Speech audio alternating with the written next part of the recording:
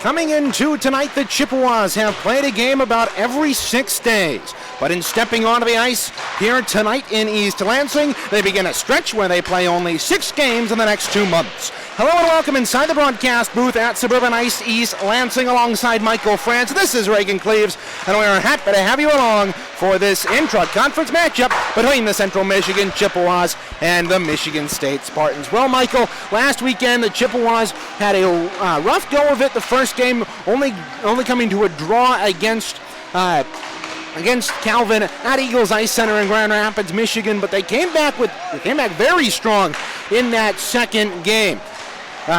What do you think the Chippewas did right in that second game to recover from that tie?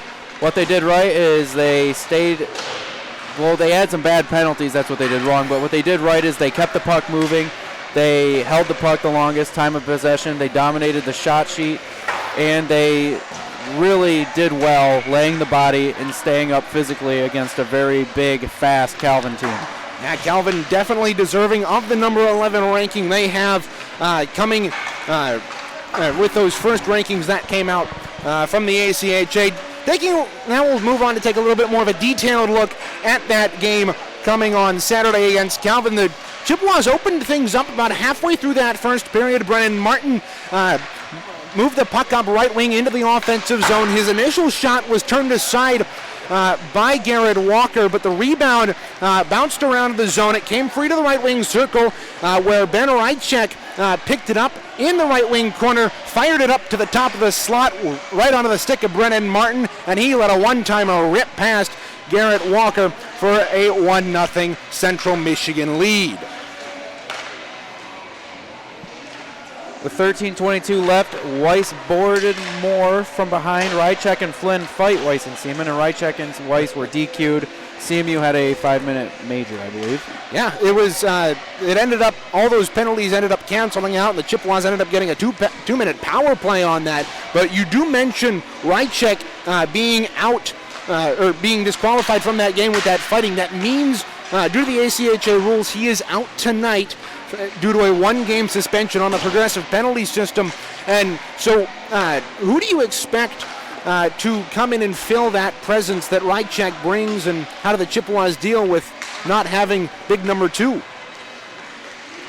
Well, if I'm the Chippewas, I'm going to look at a lot of the young guys to step up. I want Owen Campbell to step up, and I also want Isaac Gibbs to step up as the leading scorer. And honestly, this is a very deep team. They're going to find the right players to step up and fill the role. They can definitely play and survive without Ben Rychek to play quality hockey. He is a big loss. He's the heart of the bench. He's a warrior on the ice. He reminds me of like a Chris Chelios. He's the guy you want on your team, but you don't want to play against him. However, they can survive without him, and I think they're going to be all right. Yeah, and moving on to the second period, Chippewas had a 1-0 lead after one. But at 3:54, Owen Campbell boarded one of the Calvin men into the boards, drawing himself a 5-minute major and putting the Chippewas a man down.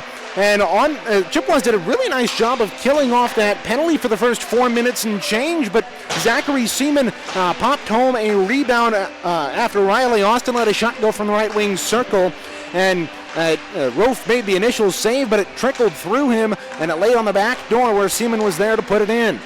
You know, that was a very costly mistake. We talked about last week, and it's another key for the game this week we're going to get into. CMU has to remain disciplined to stay out of the box. They have a very good penalty kill, maybe even above average. However, you can't continue to rely on your penalty kills if you want to play winning hockey. Yeah, and the Chippewas have struggled all season on the power play. We'll get to that more in a bit. But after that second period, shots in that middle frame were dead even, 13-13. The only goal of that period coming on the power play, making Calvin 1 for 4 on the afternoon through 40.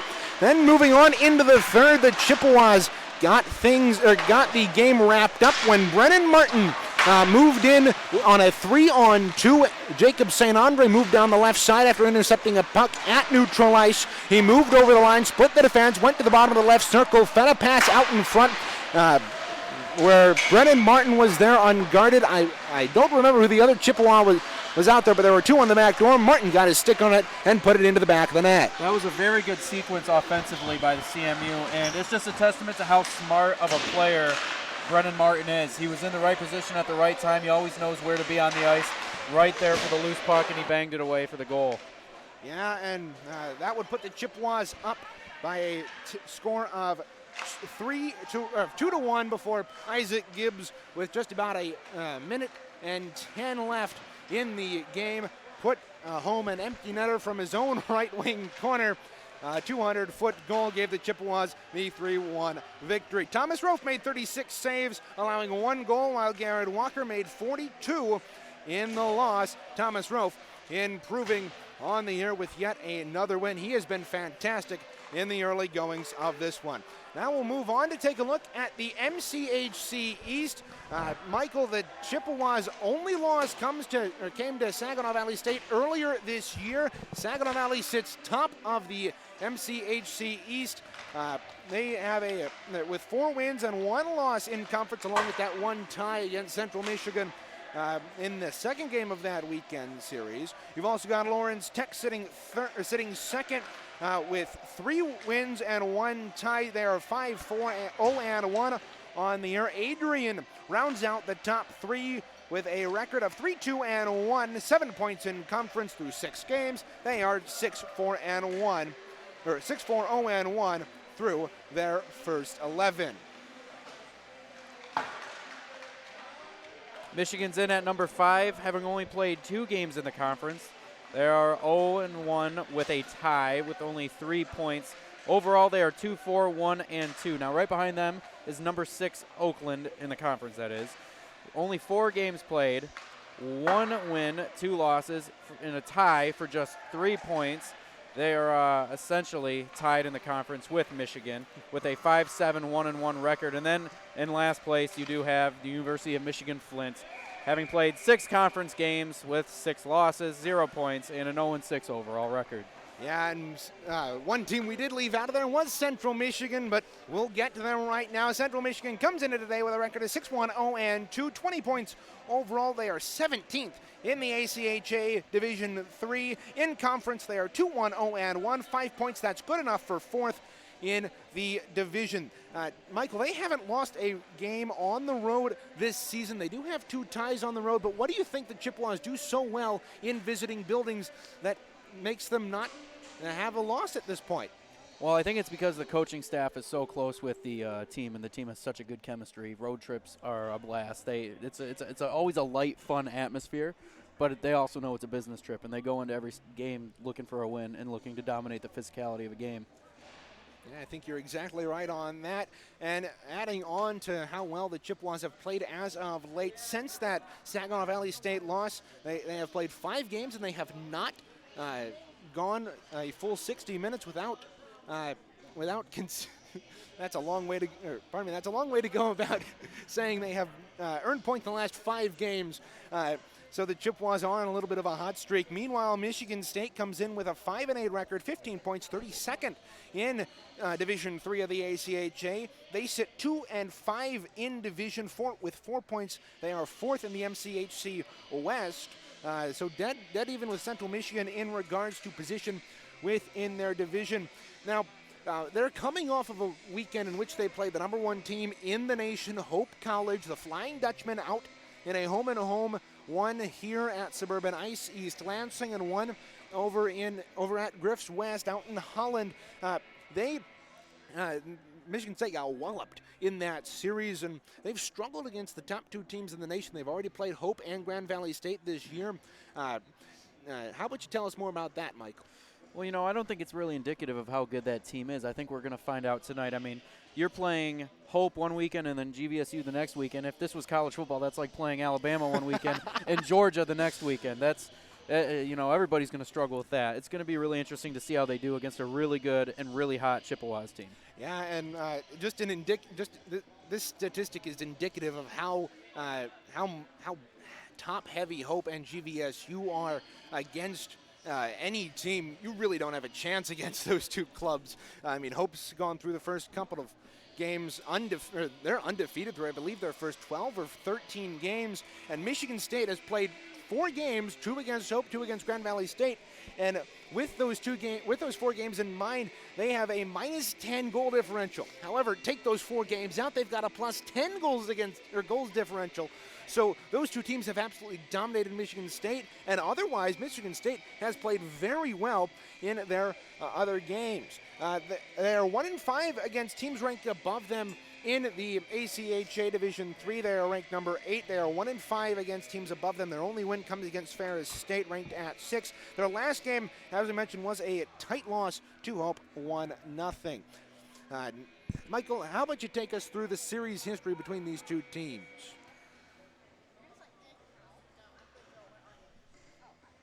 Well, the last game they played, Michigan State won 7-2. That was at Martin Ice Arena in Mount Pleasant on November 2nd, 2019. Now, since 2011-2012, that is a 2-9 record against MSU. MSU has had their number as of late. However, we could see that change tonight. Yeah, we could see that change tonight. Both teams coming off of different ends of the spectrum in terms of their weekend play, and we'll see how that factors into tonight. Taking a look at the scratches for the Chippewas, Ben Rychek out with that 1-game suspension due to that fighting disqualification. You got Luke Wild, Alex Lasky out with a lower body injury, Darsh Kashiap out as well with again another lower body injury, and the 2 netminders who are scratched tonight, Joel Drucker and Lauren Jones. No information on the Spartans in terms of scratches. Moving on to our players to watch tonight, Michael, you got Brennan Martin coming in. He has played 9 games with 5 goals, 4 assists for 9 points. What do you expect out of Martin here tonight? I expect Martin to do what he does every night. I expect him to play 2-way hockey as a really good defenseman. I expect him to be positioned well on offense and the offensive and defensive zone. He's very well controlled through the neutral ice. He does everything well. He passes the puck well, handles it well. He skates very well for a big man like him, and he shoots the puck really well. That's why he's got 5 goals through 9 games. Yeah, and he had both those goals, aside from the empty netter, in that win against Calvin. Also looking at another player to watch for the Chippewas, Owen Campbell. He's got 3 goals, 6 assists, 9 points through the first 9 games. What do you expect? He's been playing very well. He's a rookie this year coming out of Jackson Lumen Christi, who actually plays some of their games here at Suburban Ice East Lansing. What do you expect out of Owen Campbell here tonight? Well, I expect him to play a very similar game to what I think he's going to play a game more like he did last week against Calvin than he did this game. You see, last week he was very physical. He had at least more than 5 hits, many of them notable hits. And granted, he had a costly penalty. I think he might have had another one that game. He needs to stay disciplined and keep his cool. He was kind of jawing with some of the players last week and getting it into them and getting chippy, but that's what the whole game was last week, to be fair. Now, as you mentioned, 9 points in 9 games. He's been scoring a lot lately. I expect him to play another fast-paced, urgent game of hockey. I also expect him to be more disciplined this week. Yeah, well, hopefully he can stay out of the box, and the Chippewas, when they are in the box, can play a little bit stronger on the penalty kill. As for Michigan State, you got Logan McIver and Alec Evans, the 2 top goal scorers for this club. McIver's got 7 goals, 6 assists, and Alec Evans has 6 goals, 6 assists. They've both played every single game for this Spartan club. How do you think the Chippewas are able to stop them tonight? Well, I think it's going to have to be disciplined, staying out of the box and not giving these 2 scorers chances with a man opportunity. I also think Thomas Rolfe is going to have to really guard his crease. I think he's going to have to stand on his head tonight. Our defense is really well. I mean, you got Chapman, you got Martin, you got Whaley, you got a great back end, great goaltending as well. So as long as we can put a man on both of them and their other top scorers as well, I think we're going to succeed. Yeah, taking a look now at our keys to the game. Michael, what do you got for the Chippewas tonight? You know, I can't harp this enough. Really, in any sport, you got to stay disciplined, especially in hockey when it really hurts you to get a penalty. They're going to need to stay out of the box. I do not want to see the Chippewas have to consistently face these high-scoring Spartans teams. We talk about the Spartans team having a rough stretch, you know, as a team, but individually their players are scoring. They're doing very well. Now, At the same time, Michigan State has they're converting on over half of their power plays. I don't want to see the penalty kill have to consistently face that power play because it also gasses the team as well. That's a lot of extra work that is not really brought up in discussion of why it's bad to be on a penalty kill. It's fatiguing over time, and if they rack up, your legs get weak out there. You need fresh legs, especially to skate with faster, high-scoring teams like the Spartan team. Another thing, watch the turnovers. Last week against Calvin, especially, and this has kind of been a trend in a lot of Central games, the second and third periods are sometimes more sloppier than their first. We talk about Central Michigan always being a team that comes out hot at the start. I want that to be consistent. No more so than in the passing game. Last week they had a lot of bad turnovers, neutral ice and defensive turnovers in their own zone. In fact, I believe that's what cost them the Seaman goal that made it a game. So I want to see this team move the puck well, make good passes, and make smart plays offensively and defensively to not lose the puck. Yeah, thank you, Michael. Those are your keys to the game, and that will do it for our live portion of the pregame show. We got 9 minutes left here in the pregame skate. We'll step aside with our coaches show today. Earlier today, I sat down with Coach Dalton Sutherland for the coaches show. Here was our conversation. Welcome to the newest edition of the Coaches Show. My name is Reagan Cleaves, and I'm sitting down with Dalton Sutherland here.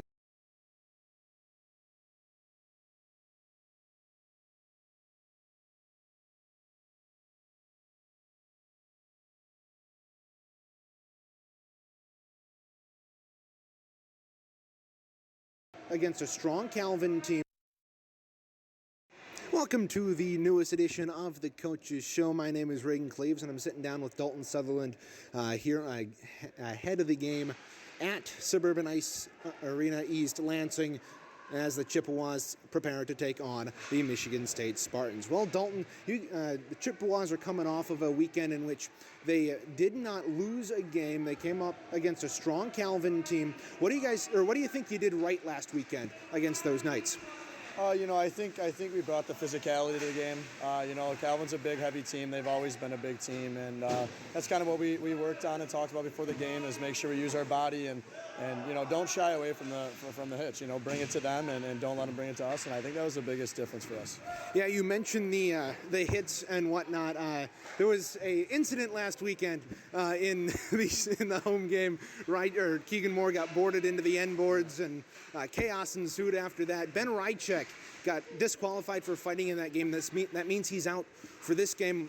Who do you think's going to step in and provide that physicality that Ben typically provides? Yeah, Benny's a big part of our team. He's a big, huge part of the team. Big locker room guy. He plays a big role for us, kills penalties, so he's going to be hard to replace. But I think a guy like Hayden Flynn, Austin Ritter, I think those guys are going to step in tonight and have to use the body, and I think they're going to. I mean, Hayden's been playing really well, and when Ritter's been getting in, he's been playing well. So I think those two are big ones to watch to play the body tonight. Okay, we will certainly watch for them tonight.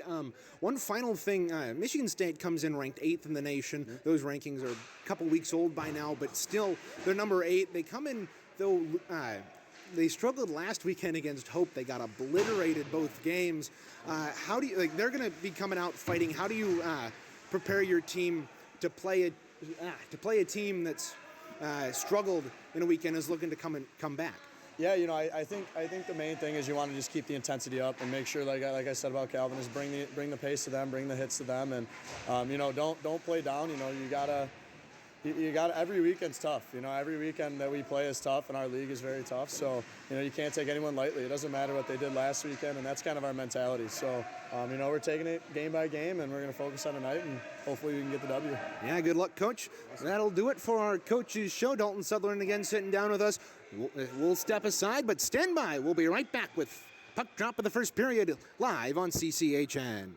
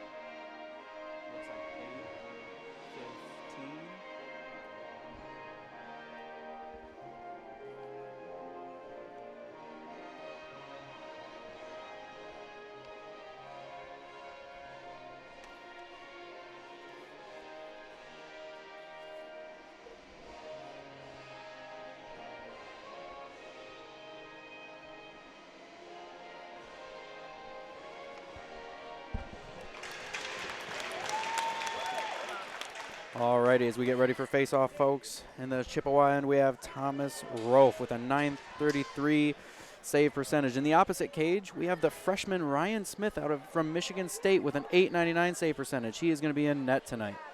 Yeah, thank you, Michael. Those were your starting net minders.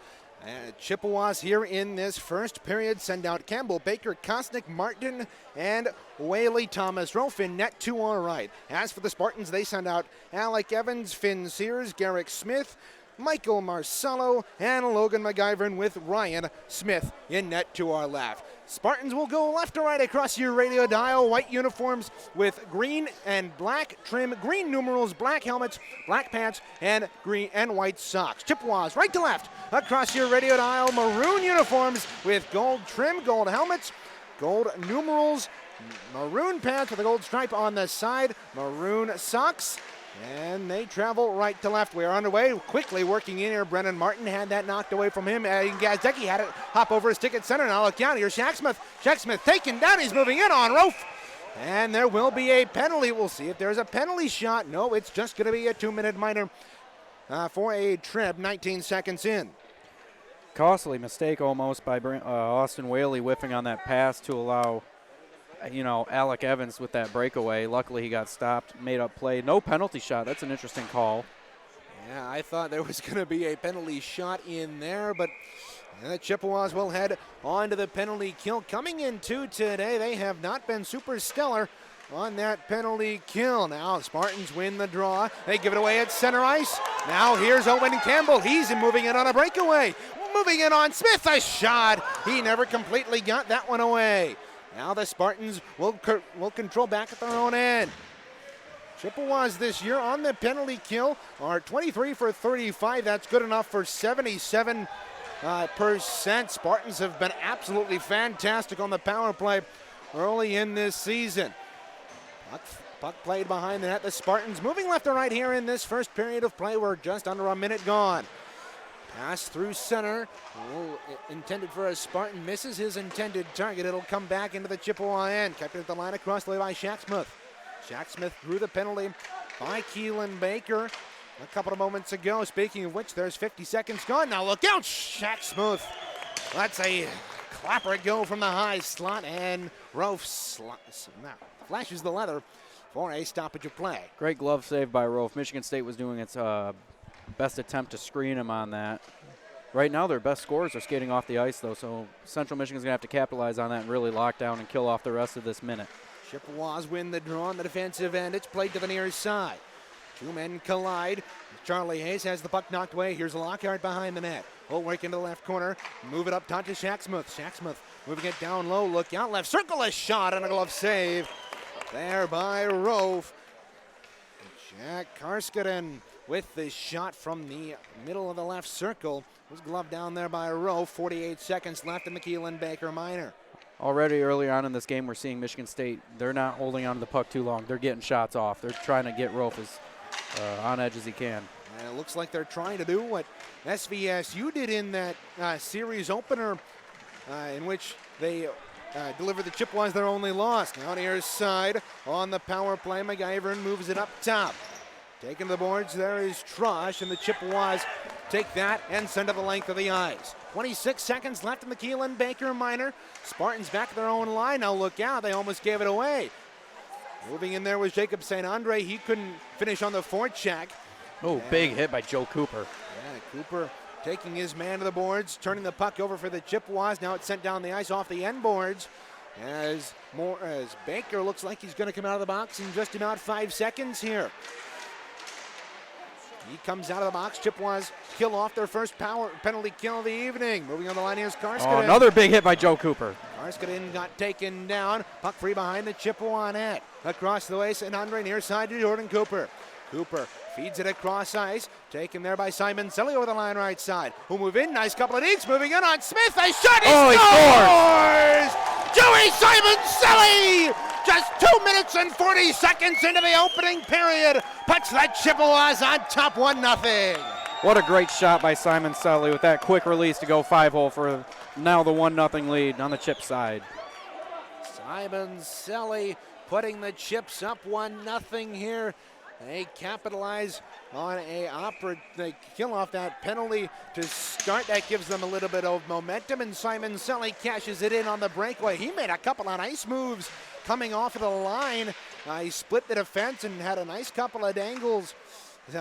Put it through the wickets of the two Spartans back, and the two Spartans back. Now look out, Isaac Gibbs over the line right Be side. Be careful with Gibbs, dangerous score. Oh, broken up. Gibbs had it knocked away, and he's taken down. How is that not interference? Now moving up, here's Cansey. Cansey let a shot go. That whistled wide. By the way, Cansey pitching down to the left corner. Spartans get it in the slot. Here's Cansey.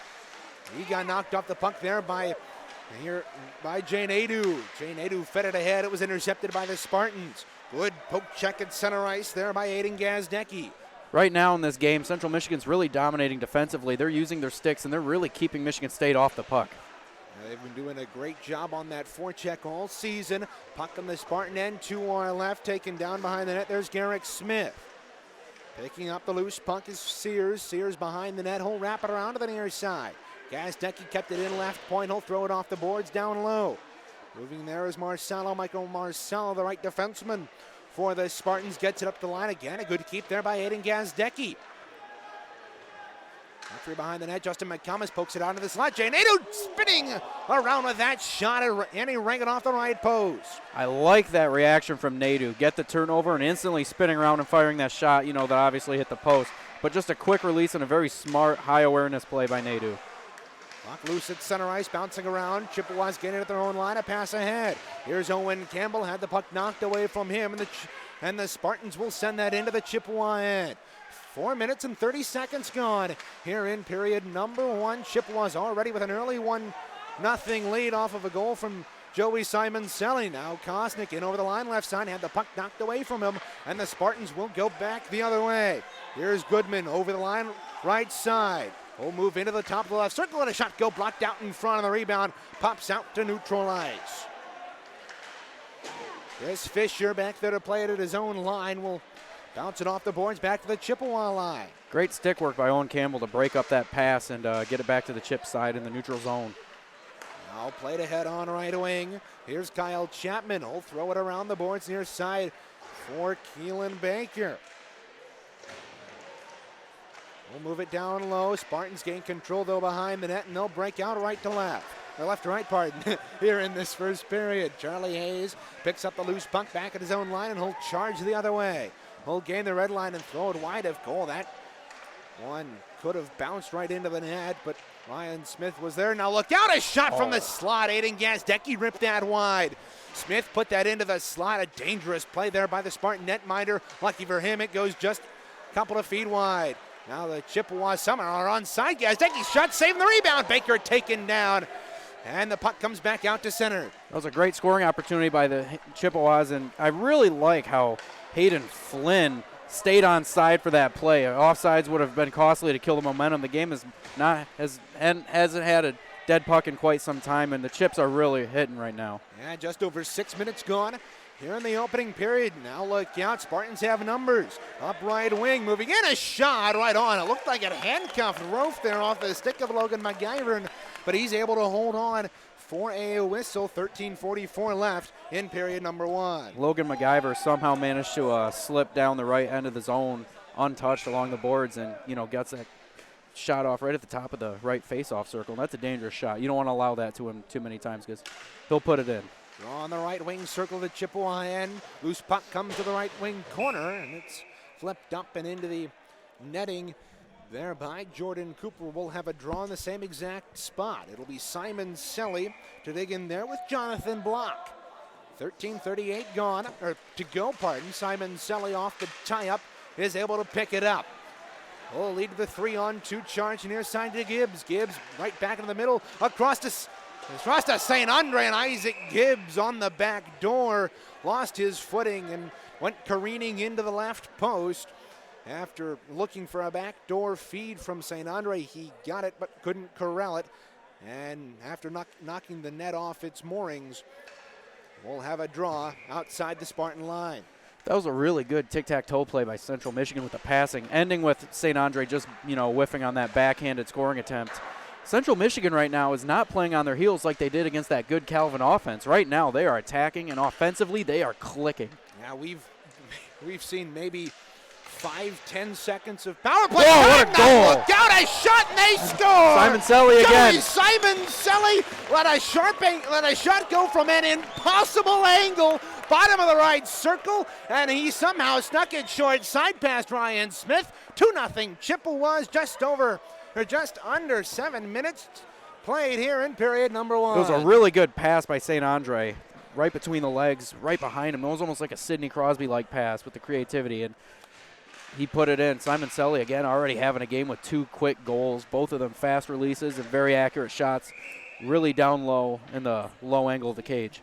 Now puck goes out of play into the Spartan bench across the way for the Chippewas. This is yet another fast start. This is something they haven't had since they played back against U of M Flint 2 weekends ago. They initially had a fast period in game 2, but fast first period, but they weren't able to get anything going throughout. Now over the line right side, moving in, here's Cansey, top of the left circle, drop pass, good keep there by Finn Sears at the line. Now Cansey throws one across to the near side, kept in at the line here by Marcelo.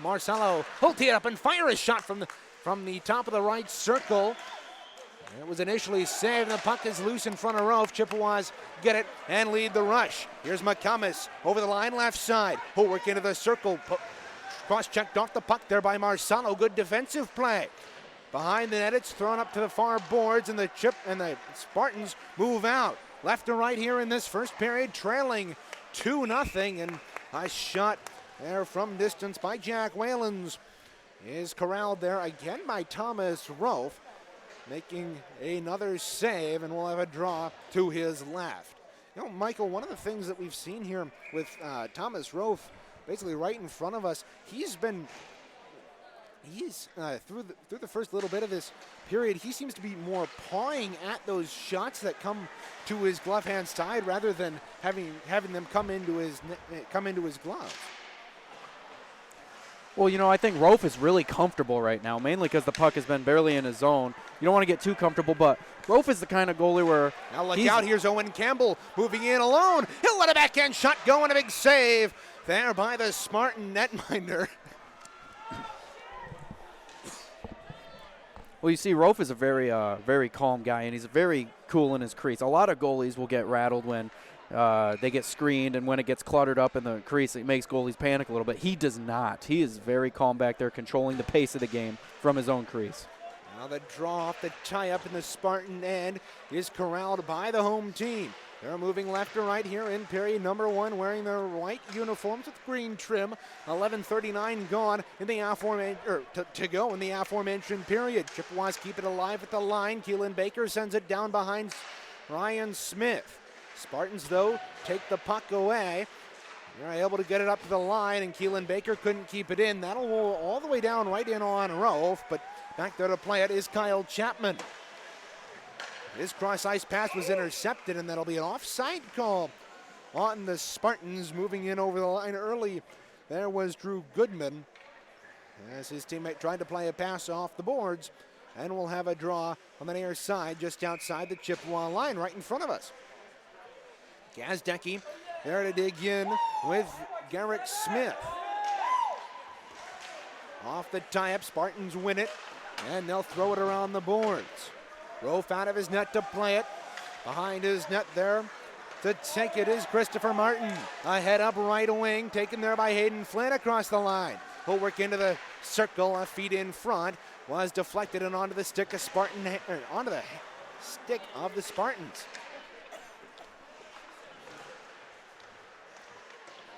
Just over 9 minutes gone here in period number 1. Moving up left wing, the Spartans will let a shot go.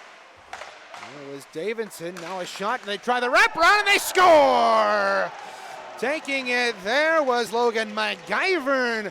He picked up a loose puck off of the end boards. Thomas Rofe was caught out to the right of his net. He couldn't get back in time to the other side to stop the wraparound attempt, and at 9:25, the Spartans are on the board. You know, and it happened just as I was about to comment on Jordan Cooper playing defense this game. He was skating forwards in his own end as a defenseman. You don't want to do that, and that really allowed McGivern to slip in there around the net for the easy wraparound bang-in goal. Now Spartans win the draw at center and will throw it behind Rofe. Chippewa in 2 on right. Picking that up is Kraskinen. Kraskinen working it up. A shot through traffic from the right point is blocked, and Simon Selly leading a 3-on-2 the other way. Over the line, will feed it across to Gibbs. Backhand to St. Andre. He let a shot go, saving the rebound. Caromed off the end boards. And it's covered at the side of the net there by Ryan Smith for a pause in action with 10-11 left in the first. You know, back to that Spartans goal. Yeah, Jordan Cooper, usually a forward, skating forwards in his own defensive zone. I was about to comment on it as McGivern slipped around and scored that goal, and I also think Rofe was a little too comfortable. He hasn't faced a lot of shots, and I'm sure you can speak on as a former goaltender yourself. When you don't face a lot of shots, you kind of settle a little bit. Yeah, it was also the fact that he had come out on a sharp angle to stop a shot from the right circle. He made the save, but it carried off the end boards, and he was caught out to the right of his net. Now Gibbs taking a run there at Jack Kraskinen on the near side. Kraskinen lost his stick, and the Chippewas have gained the puck. Now moving up, here's Isaac Gibbs across ice feed to St. Andre. St. Andre tried to split the defense, lost the puck in the process. Spartans controlling their own defensive end. Loose puck, St. Andre picks it up right corner, taking to the boards. Now a feed in front, bouncing puck, kept in at the line.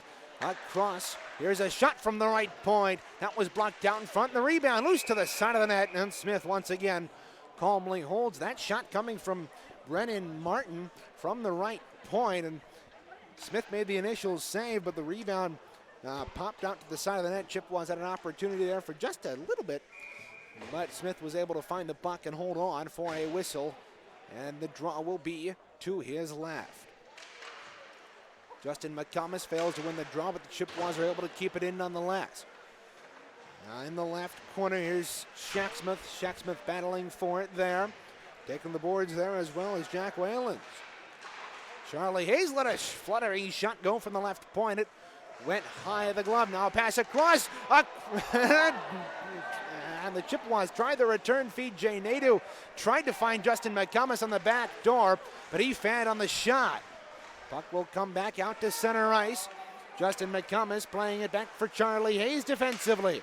8:52 to go here in period number 1. Chippewas lead this hockey game 2-1. Here's Whalens at center ice. We'll step around a check of Andrew Porzondik and step around another check there from Justin McComas. He'll play it near side for Mike Cansey. Cansey, big hit there by Andrew Porzondik. Will gain the puck and move it up for McComas left wing. Across that line, lost the puck, but will regain it. He's taking the boards, a big hit there by Ethan Adams. Spartans regain control in their own end. 8:21 to go here in period number 1. Up right wing, Jack Whalens will send it around behind Thomas Rofe. Back there to play it is Kyle Chapman. Chapman will move it up left wing near side to Kosnick. Jacob Kosnick, good forecheck there by the Spartans, and they'll move in. Here's a shot from the top of the slot there by Nolan Nuwash. And Rofe makes yet again another save with just under 12 minutes played here in the first. That was a really good play by Nuwash, collecting that really bad turnover by the Chippewas in their own zone, mind you, and getting a shot on net fast. However, Rofe thrives on that. Chippewas off the tie-up. Owen Campbell will move it out to center, bouncing puck corralled by the Spartans. Taking it there is Marsalo. Marsalo had it knocked away from him. Bouncing puck couldn't be corralled at the Spartan line. Here's Jacob Kosnick picking up the loose puck down into the left corner. He's taken hard into the boards there, and the Spartans regain control. Up left wing, here's Michael Marsalo. Dumps the puck in before getting decked. Now Cooper couldn't handle it in the right corner. Moving there was Parker Davidson. And the Chippewas are able to get it out. Here's Owen Campbell. He's got a 2-on-1 with Kosnick. Over the line right side. Campbell feeding across to Kosnick. Couldn't corral the bouncing puck. Now a sharp angle shot, saving the rebound. Out on the slot. Another shot saving the rebound. Loose to the side of the net. Kosnick taken down. Picking up the loose puck there is Austin Ritter. Playing in replacement of Ben Reichek. Chippewas gave it away at the line, and it'll come back to their own end. Jordan Cooper will turn and fire it out to center. Picking up at the left point of the Spartan line there was Campbell. He gave the puck away. Puck bounced at the line near side. It's thrown out to center here by the Spartans and thrown in on goal there by Austin Whaley. And Ryan Smith had to be aware on that one to be able to make the save and direct it behind him. Now puck free behind Ryan Smith. Chippewas come out with that. Now a backhander in front. Backhand feed in front. Was bouncing and the Spartans back the other way. Here's McIver feeding it across. Looking for Alec Evans on the back door as the puck goes up and out of play. As Alec Evans couldn't corral the puck out in front. He had a golden opportunity charging in. He was behind the Chippewa defense, just couldn't corral that cross-ice feed from McIver. Well, the Chippewas, you can't let McIver and Evans get behind your defense. That is dangerous, and that's setting up for a disaster. And those two have combined for 25 points in the 13 games that the Spartans have played already. Can't let them get more opportunities than they earn. Now Brendan Martin behind his net. The Chippewa captain gave it away. Look out, a shot from the left circle was ripped high there by Alec Evans. Now a nifty backhand feed ahead to Simon Selly from St. Andre. Simon Selly working into the right circle. Looking for a hat trick. Taken down from behind, feeding out in front, and on the doorstep there was Isaac Gibbs. But Ryan Smith stood tall and denied the Chippewa freshman his first goal of the night. 14-15 gone here in the opening period of play. Chippewas got out to an early 2-goal lead with 2 goals from Simon Selly before Logan McIver buried the wraparound. Now Charlie Hayes feeding it down low to St. Andre. Loose puck out in front. Simon Selly jamming away at it. And the loose puck is covered by the Spartan netminder. 14-25 gone here in the first. Draw will be in the Spartan end to our left wing circle. It'll be Joey Simon Selly. Already got 2 goals tonight to dig in. Draw is won by the Spartans. Spencer Shack smooth. Will feed it around. Kept in at the line there. Here's a shot from distance by Kyle Chapman. It was blocked out in front. The Spartans are back the other way. Chipping it in. The Spartans are offside for just a little bit. They have to tag up. That allows the Chippewas a little bit of time to regroup. Now a nifty feed ahead. Here's Isaac Gibbs over the line right side. He'll move into the top of the slot. We'll try to spin around and fire that one on goal. It was deflected up into the air and bounces into the left corner. It's picked up there by Mike Cansey. He's shut off there by Isaac Gibbs. Loose puck picked up by Nick Sleeper. Pass through center, intercepted here. St. Andre up right wing. We'll move into the circle, moving in on Smith. A shot and a big save there by the Spartan netminder. And that'll spring the Spartans the other way, but look out, they gave it away at the line, and Ryan Smith will hold on to a puck that just trickled in on him from the left point. 4:37 to go here in the first. 2-1 Chippewas lead here at Suburban Ice East Lansing. Reagan Cleaves and Michael France on the call for you here from East Lansing. Justin McCumbus will dig in for the draw and will win it back. Christopher Martin fired it around the boards. Andrew Porzonnik will shovel it down behind from the right corner. Justin McComas couldn't corral it, and the Spartans will throw it up right wing. Now look out, that puck almost went into the Spartan bench. Moving down, here's Lockhart feeding out in front. He took a tumble into the boards. Chippewas are able to send it out to center ice. Bouncing puck, look out, here's Jay Nadeau. He's shut off, puck trickles in on Smith, and he will hold for a whistle with 4:08 to go here in period number 1. That was really good defense by center Jonathan Block out of the Spartans, number 93, taking down Nadeau for that play and really eliminating a one-on-none chance. Yeah, if Nadeau had gotten behind him, he would have been all alone in on Smith. Now a shot from the left point is gloved away there by Smith. Here's another shot from Cooper, same position, again, same result. Fight around across the way. It's played at the right point. Jonathan Block unable to get it out for the Spartans. Chippewas throw it around behind Ryan Smith. Cross ice feed was intercepted by Nadeau, but he couldn't corral it. Here's Block. Block splitting the defense over the line. Really good stick work from Block. Jay Nadeau went for the body instead of the puck. Now look out. Nadeau got slammed into the boards. That's going to be a penalty.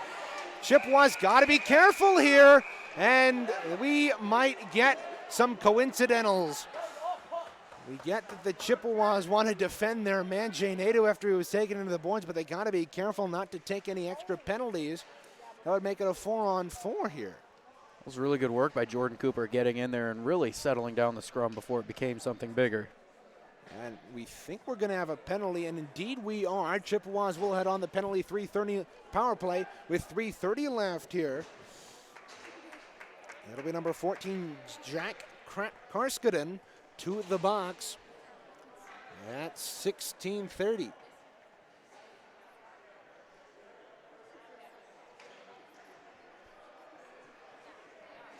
So the Chippewas will go on the power play. I wouldn't be surprised, Michael, if this is a 5-minute major here. We'll wait for them to put it up on the scoreboard to our right here at Suburban Ice East Lansing. We got 3:30 left here in this first period of play. 2-1 the Chippewas lead, and it will be a 5-minute major here to Jack Karskaden. Chippewas now on an all-you-can-eat 5-minute major power play. This will run into the second period. Brennan Martin off the draw. He'll get it top of the slot. He'll let a shot go through traffic. And off of his stick, it'll be corralled up in the air by Ryan Smith off that shot from the right point. 8 seconds gone here in the man advantage. Jay Nadeau, who we're glad to see up and walking around after he got boarded head first into the boards there. We'll move it up top to Martin. Martin across to St. Andre left circle. He'll feed it out in front. Loose puck, and they're going to blow it dead. He didn't even have the puck. Ryan Smith didn't even have the puck, but the referee did see what we didn't. That was off its moorings. So we'll have a draw with 19 seconds gone here in this 5-on-4. I really want to see Central Michigan keep the puck in the Spartan zone and end up scoring a goal with 5 minutes. And this group, I think they can do it if they execute well. They just cannot turn over the puck, and they got to capitalize on high percentage shots. Martin left point. He'll walk the line, feed it down low to Cooper. Cooper in the circle, a shot. He fired that high. Rebound kept him at the line right point by St. Andre. St. Andre spinning and firing it down low. There's McCummins. Brennan Martin. Side for St. Andre across to Kosnick. Kosnick working down low into the circle, back up top for St. Andre. Across to Brennan Martin near side. He's taken to the boards by the lone Spartan goal scorer McIvern. It's played down low. Chippewas in the offensive zone here. It's played from a sharp angle shot. Off a rebound corralled there by Kosnick. Up top to Martin, across to Kosnick, right point. Kosnick will feed it up top. Martin fake the one-timer, and he'll throw it around behind. Near side, it's corralled there by St. Andre. 2:13 to go in the first period. 3:40 to go in the 5-minute major. Now a pass up to the line was too far for Martin, and now look out. Spartans 2-on-1, shorthanded. Moving in, here's a pass across. Alec Evans went for the pass instead of the shot, and he was in 2-on-1 with Logan McIvern. Now McIvern steals it at center. He'll let a long shot go on Rofe, but he'll keep the play going with 3:17 to go. Chippewas have had a lot of zone time here early on in this power play, but they haven't gotten a ton of shots on, and they've conceded a couple of shorthanded opportunities. That was another dangerous chance. Once again, letting Alec Evans and Logan McIvern, the two top scorers on this Spartan team, behind enemy line, behind your own defense. You can't do that, especially when you're shorthanded for a 5-minute major. Bouncing puck around at center. Andrew Porzondik left it for Charlie Hayes. He's moving down in the left circle, fed it out in front for Simon Selly. He'll move it to the left point. He'll hold there. We'll feed it down low to Porzondik. Porzondik in the corner, feeding it out in front. Jacob Kosnick couldn't corral it cleanly, but he moved it to Martin. Martin down low to Porzondik. Porzondik, right corner, across near side. Simon Selly tried to roof it. It was blocked out in front. Now Simon Selly taken down at the line with 2:20 to go as we are under a minute to go here in period number 1. Chippewas couldn't corral it at the line, and they'll have to regroup at center. Charlie Hayes shovels it down into the offensive end. Loose puck is moved out to center ice. 38 seconds to go in the period. Just over 2 to go in the 5-on-4. Now Charlie Hayes. Nice pass ahead to Christopher Martin up left wing. He'll move into the circle, working down behind Ryan Smith. Will take it up to the right point. He tried to leave it there for St. Andre. It's picked up though by the Chippewas. Near side, bouncing puck kept in at the line there by Isaac Gibbs. He'll move into the circle, tried the sharp angle shot. He fanned partially on it. Now a shot from the right circle from Owen Campbell is moved out to center. We've got 4 seconds to go in the period. Now here's Brennan Martin over the line. Not enough time, and that will do it for the first period of play. 2-1 the Chippewas lead after 20 minutes. We'll step aside, but we'll be right back with the first intermission on CCHN.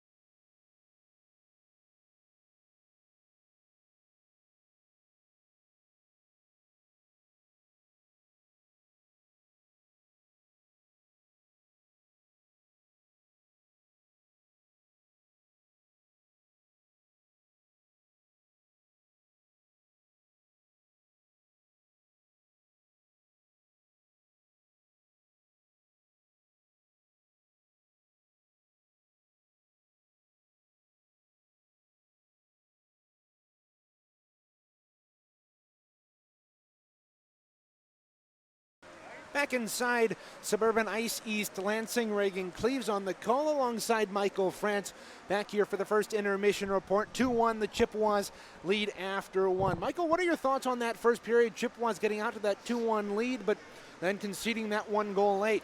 You know, it was a very hot start. The first 10 minutes were definitely better played by CMU than the final 10 minutes. And I think they settled. I think they jumped out to that 2-0 lead early on with the 2 really good shots by Joey Simoncelli, who's really playing with a fire tonight.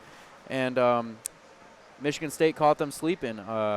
Jordan Cooper made a key error as a defenseman in his own zone, which allowed Logan McGivern, the now leading scorer, on the Michigan State Spartans team to beat Rofe on the recovery for a goal to make this a game, Simple mistakes like that. Rofe has been very comfortable tonight, pawing at shots, really using the leather more so than usual.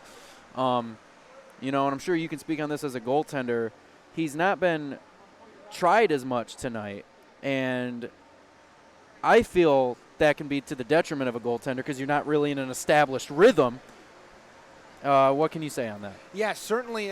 As a goaltender, it certainly doesn't help when your team doesn't allow a lot of shots. Yes, it's nice. You don't have to do a ton of work, but at the same time, you have this constant feeling, oh, crap, what if they get an extensive amount of zone time and you're caught out, you're going to be tired. And as Thomas Rofe, I'm worried that he keeps pawing at those shots because it seems to me like he has his glove more at his body rather than out in front of him. And so he's more apt to throw down his glove. And if he misplays that, it's going to go right in front of him, and it may even deflect off of his glove behind him if he's not careful. So if I'm Thomas Rofe, I've got to adjust that glove position here moving into the second period and be a little bit more, go back to the fundamentals a little bit here in the middle 40 minutes.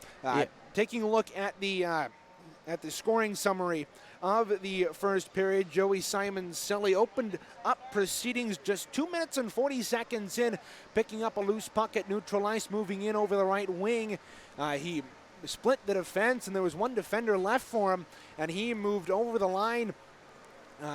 He moved past him with a nifty move and went in on Ryan Smith and fired it home for a 1-0 Chippewa lead less than 3 minutes into the hockey game. Joey Simon-Selly then again put the Chippewas up to 2-0 with a shot from the bottom of the right circle up, and he fired it short side past he fired it short side past Ryan Smith from the bottom of the right circle. Again, another impossible angled shot from these Chippewas. First one came back in the game-tying goal in that 3-3 tie versus the Calvin Knights, and now the second goal of the night, and right now the go-ahead goal for the Chippewas at the end of 20 minutes. Logan McGivern then brought the Spartans back within one at the 9:25 mark of that first period. Rofe made the initial save from the right circle, but he was caught too far out of his net. Couldn't get back to the left post in time as McGivern picked up the loose puck off the end boards and finished the wraparound for a Spartan goal at 9:25. Power plays in that first period. Keelan Baker was sent off at just 19 seconds for a trip on a breakaway for the Spartans. He may have saved his team a breakaway, but he put them to the test over the next 2 minutes. Chippewas actually had a really good power play, killing off their 24th penalty of the year. And so the Chippewas are 1 for 1 on the penalty kill through 20. Michigan State 0 for 1 on the power play. The Chippewas do have a power play here, carry over time into that second period. Jack Karskinen was sent off at 16:30 for boarding Jay Nadeau into the left corner boards. At 16:30, he was sent off for a 5-minute major. There is still 1:30 left on that power play. That'll do it for our first intermission report. We will be right back with the action of this second period. You're listening to CMU Hockey on CCHN.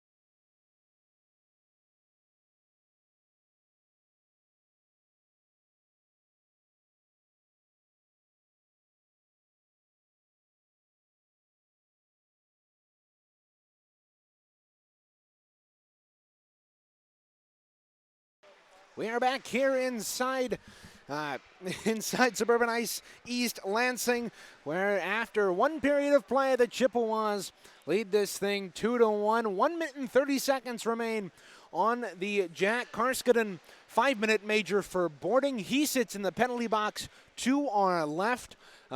This is one of the few rinks where you see a penalty bench across from the benches. You don't see it at Martin. You do see it here at Suburban Ice East Lansing. It is a nice little feature. We can see the players as they are directly to our left. We are positioned right across from the end of the Chippewa bench, right at the blue line. And it's a nice perch from up here. Here in this second period, Chippewas will go left to right. Maroon jerseys with gold trim, maroon pants, maroon socks, gold helmets, and the Spartans will counter right to left, wearing their white home jerseys, black and green trim, green numerals, and black helmets. We are underway as the Spartans win the face-off at center ice and send it to the Chippewa line. Here's Jordan Cooper up the line right wing and into the corner. Will work behind Ryan Smith. 1:15 to go here in the man advantage. Nice play by Brennan Martin to keep it in at the line. He'll throw it down low to Jacob Kosnick. Kosnick lost the puck, but Jacob St. Andre regains control for the maroon and gold. Here's Jay Nadeau up top to Martin. Martin lost control of the puck. Look out, the Spartans. Here is McGyver and is able to control the puck at center and throw it down into the Chippewa end. Under a minute to go here in the 5-minute major. Working behind, here's Brennan Martin moving left to right, leading the Chippewa charge here on the power play. He'll move over the line, work into the slot, had it knocked away from him, and the Spartans are able to get it out to center. Good play there by Jacob St. Andre to corral the bouncing puck, or else it would have been Alec Evans, the second leading goal scorer for the Spartans, in behind the defense. Now Jay Nadeau with 25 seconds to go on the power play will gain the zone left side and fire it around. Alec Evans gained control at the right point and will send it the length of the ice. Chippewas have not been able to do much here through the first minute and 20 seconds of this second period, despite being on that man advantage. St. Andre taken to the boards in the left corner there by Nick Sleeper as the penalty expires to Karskanen, and the Chippewas go 0 for 1 on the power play to start the night. Kyle Chapman sends the puck ahead. St. Andre tipped it into the offensive end. Spartans regain control defensively, though. 1 minute and 45 seconds gone. Here in the second period, a shot from the right circle was blocked away by Rofe off the stick of Jack Whalens. Rebound goes to the left corner, but crashing in the net were the Spartans, and they careen into the net and knocking it off its moorings. We get a stoppage of play with 1:52 gone here in the second period. Draw will be in the Chippewa end, though. It'll be in the right wing circle. Digging in for the draw, it'll be Austin Evans, along with Justin McCummins. Evans lost the draw. Now Porzondik in a race for the puck. He beats his man to it, but left the puck there for Owen Campbell. He overskated the puck, moves it up top left point for Hayes. Hayes throws it around behind Owen Campbell and Andrew Porzondik there. They play catch. Porzondik near side. Will feed a nice nifty cross-ice feed to Hayes. Hayes from a sharp angle let a shot go, and it's held at the side of the net there by Ryan Smith, and there will be a draw in the Spartan end to our right. Justin McCummins was out there with his line for a second, but they're being called off. For a line change, it'll be Aiden Gazdecki to dig in for the draw in the left wing circle. Aiden Gazdecki won the draw, but his wingers weren't able to get to it in time. It's tied up across the way, top of the circle at the boards. 17:31 left here in period number 2. It's a 3-on-2 puck battle across the way. It comes up to the point, still tied up along the kick plate. Aiden Gazdecki fished the puck free for a moment and tried to throw it down low, but it gets tied up again and puck comes off sides. So we will have a stoppage of play. Aiden Gazdecki touched it in the offensive zone after it came back out and then back in again. So we'll have a stoppage of play with 17:12 to go here in the second. Draw just outside the Spartan line across the way. It'll be one back into the Spartan end. Near side, Consult there to play. Salt moving it behind. His pass was knocked away from him there by Hayden Flynn. Hayden Flynn had it knocked away from him. Spartans are back the other way, but Jonathan Block couldn't control it. 16:48 to go here in period number 2. Block over the line. We've got a delayed penalty coming up. Not sure who it's on. It looks like it'll be on the Chippewas as they touch up the puck. 16:40 to go here in the second. We'll have a power play for the Spartans. Looks like Keegan Moore will be going to the box there. Not quite sure what the call is yet. We didn't get a signal from the official. Keegan Moore in the box. Spartans on the power play for the second time tonight. Again, early in a period. You don't want to cede your momentum this early on in the second period with a Michigan State team that has been getting around your defensive pillars. Yeah. Now look out, a shot. That was towed away by Rofen on the back door. The Spartans couldn't jam it home. Chippewas set it the length of the ice. And they've killed off about a quarter of a minute of this power play. They've still got 7 more quarters to go. Now Owen Campbell on the forecheck gets bumped from behind and goes flying into the boards. And the Spartans regain control, moving right to left here in this middle frame. Puck couldn't be kept into the line. Now Owen Campbell, he's got speed down right wing. Over the line, tries to toe drag into the circle. A sharp angle shot, go. That handcuffed Ryan Smith, but he was able to make the save, and the Spartans regain control. Moving up through center ice, here's Garrick Smith. Over the line, into the left circle, a drop pass intended there for Alec Evans. He couldn't corral it initially, but he'll get it along the boards and throw it down low. Working behind the net, here's Logan McIvern. McIvern will send it to the near side, taken there by Evans. Evans up top for Shacksmith. Shacksmith off the boards to Evans. Evans will throw it down low to McIvern. McIvern left corner. He's bumped off the puck, but he'll get it up to Evans. McIvern's being really sharp on his edges right now, and it's really hard for the Chippewas to key on him defensively, and he's really getting around the defense. Now here's a shot there from the top of the right circle. Garrick Smith letting the shot go, and it was corralled there by Thomas Rofe for the save. 38 seconds to go here in the man advantage. Chippewas have been doing a good job of keeping that puck here on this penalty kill to the perimeter and not allowing the Spartans a ton of shots. Yeah, right now they're in control as Nadeau clears it into the Spartan end once again.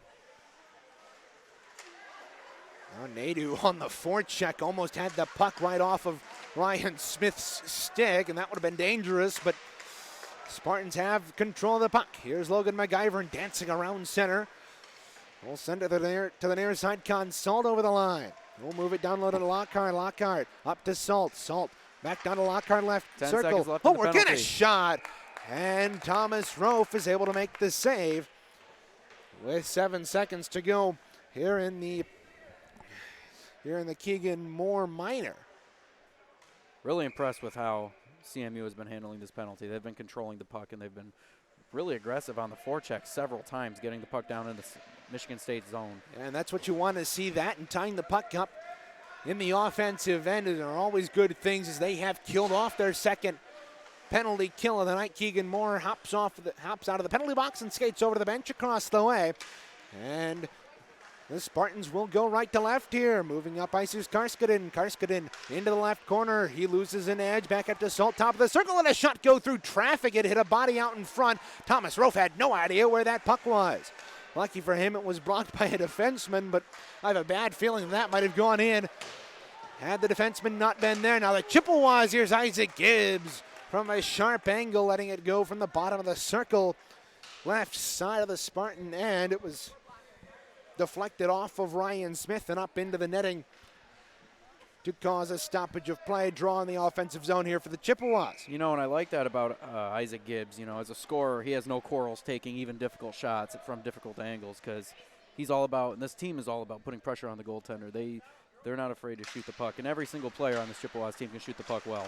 Yeah, I mean, putting pucks on net from a sharp angle has already worked for them tonight, and it worked for them last weekend too, with that tying goal in Friday's tie game, or eventual tie against the Calvin Knight. Now Jordan Cooper let a shot go through the wickets of Finn Tried Sears. to go 5-hole. Oh, now a big hit. hit at center ice. Joey Simon Selly got blown up by Finn Sears on the exit from the Spartan end. Sears even landed on top of Simon Selly's head. Now the Chippewas back the other way. Here's Isaac Gibbs over the line. He lost the puck. He'll move it up top. Taken there by Simon Selly. Dancing through the slot. Had it knocked away from him. Taking the loose puck there is Drew Goodman. Kept into the line there. A shot by Cooper. And that fluttered high and wide of the blocker of Ryan Smith. Now a 2-on-1 developing for the Spartans. Here's Goodman over the line, right side into the circle, feeding a pass across, and a big blocker save by there by Thomas Rofe. Another shot from the left circle was fired just wide. Spartans having a good couple of opportunities there. Nolan Newash getting that second opportunity.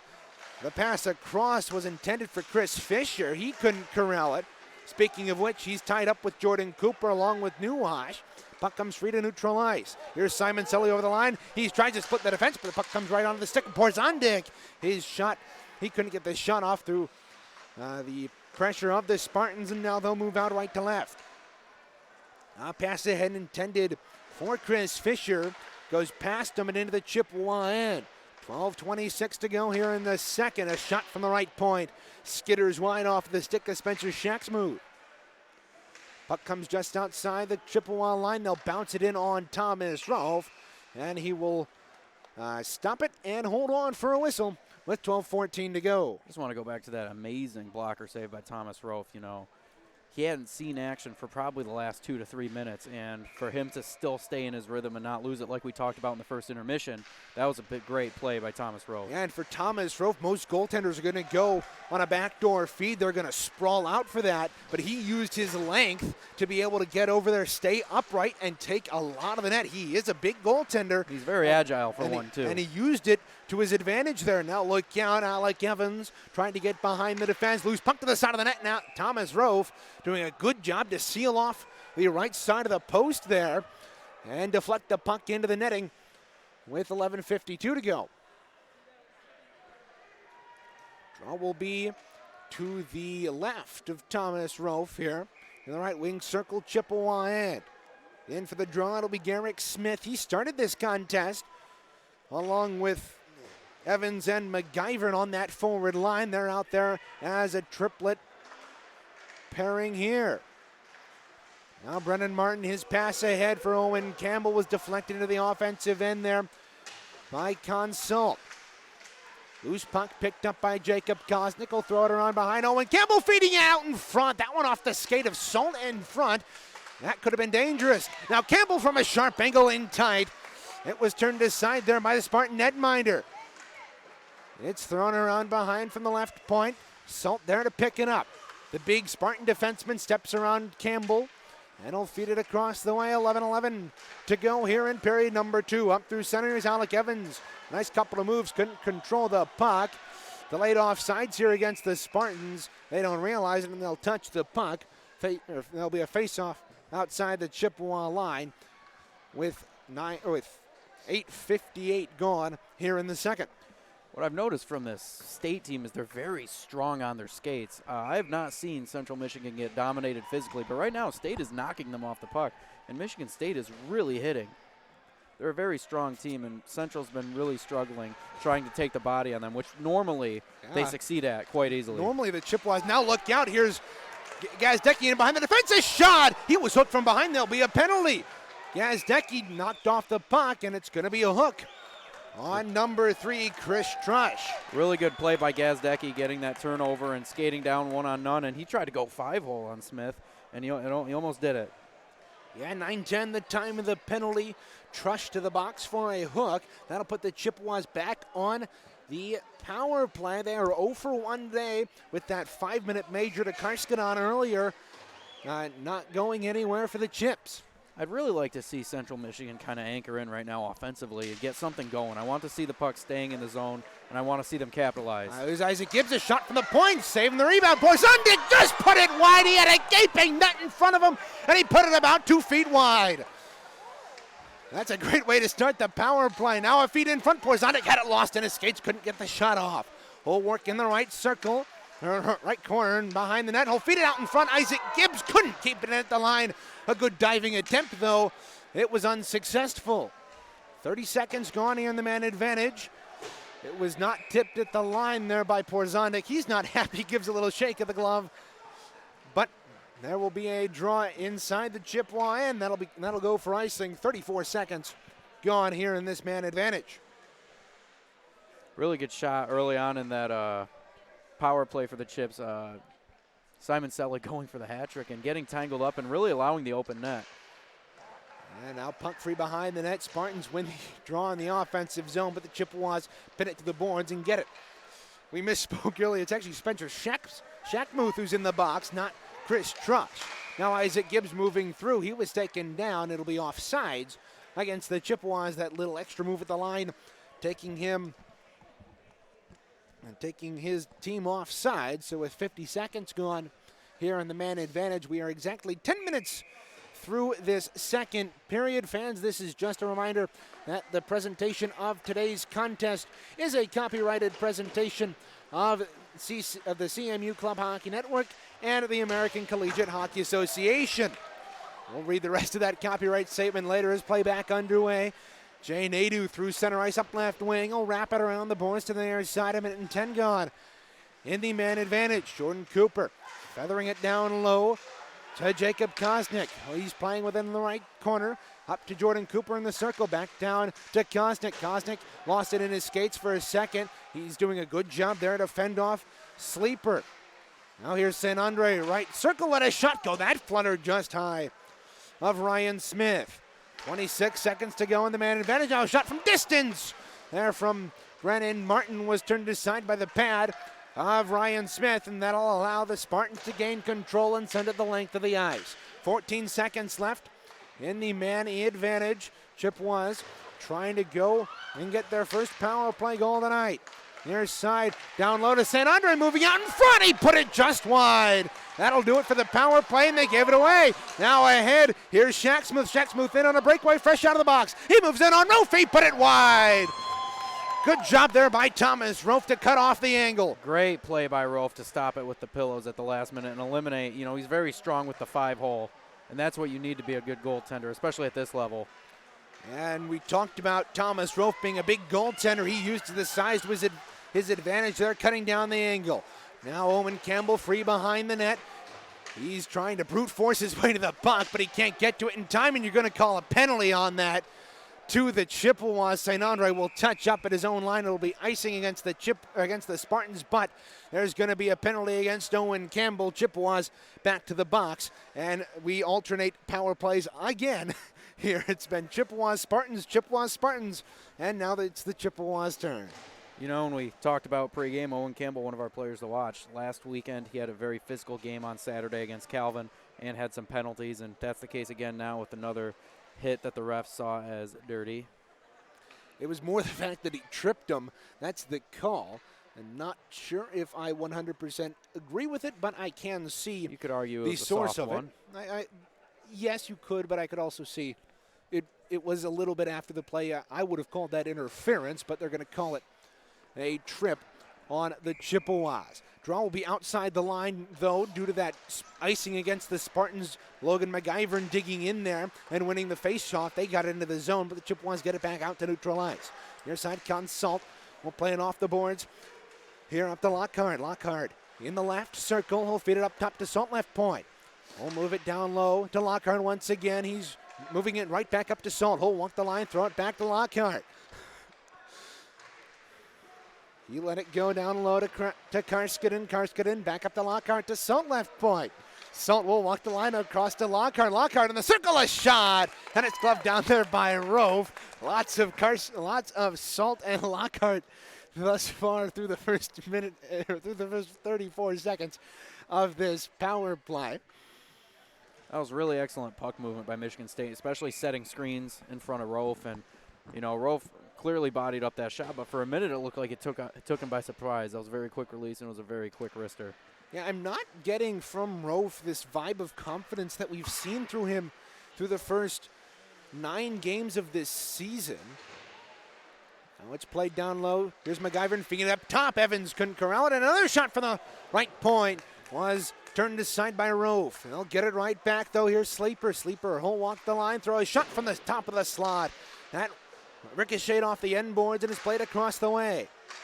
Bouncing puck taken there by McIver, and he's got a man in front. The pass across, blocked by Cooper, and the rebound is behind the net. McIver throws it across the way into the right corner.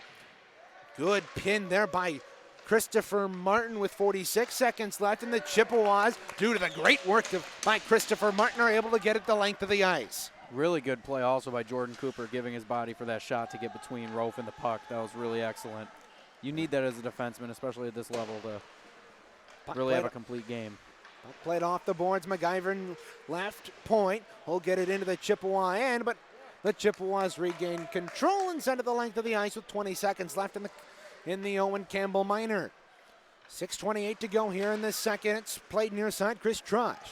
Here's Trush over the line. He'll work into the circle left side. Into the corner and around behind Rofe. He'll move it up top there to Shacksmith. Shacksmith. He'll walk the line to the high slot near side McIver in left point. McIver with Owen Campbell out of the box. Chippewas are back to full strength. They've killed off their third power or penalty kill of the night. Spartans, though, still have control in the offensive end. Good keep there by Trush to get it down low, but Christopher Martin plays it off the high glass and back into the Spartan end. Just under 6 minutes to play here in period number 2. 2-1. The Chippewas lead this one. There's not been a goal here in the second period. Last goal came about 9 minutes into that first period. Bouncing puck corralled at his own line there by the Chippewa captain Brennan Martin. He'll play catch with his defensive partner Whaley and send it up to the Spartan line. Here's St. Andre left side. He'll work into the slot uncontested. A pass across and they score! Joey Simon Silly gets the hat trick, his third goal of the game, and that extends the Chippewa lead by 100%. Great play by Simon Selly, and really everyone on that offense. Started off by Martin. St. Andre with great stick handling, getting the pass to Simon Selly for that goal. Yeah, Simon Selly getting his third goal of the night, and he has been absolutely fantastic.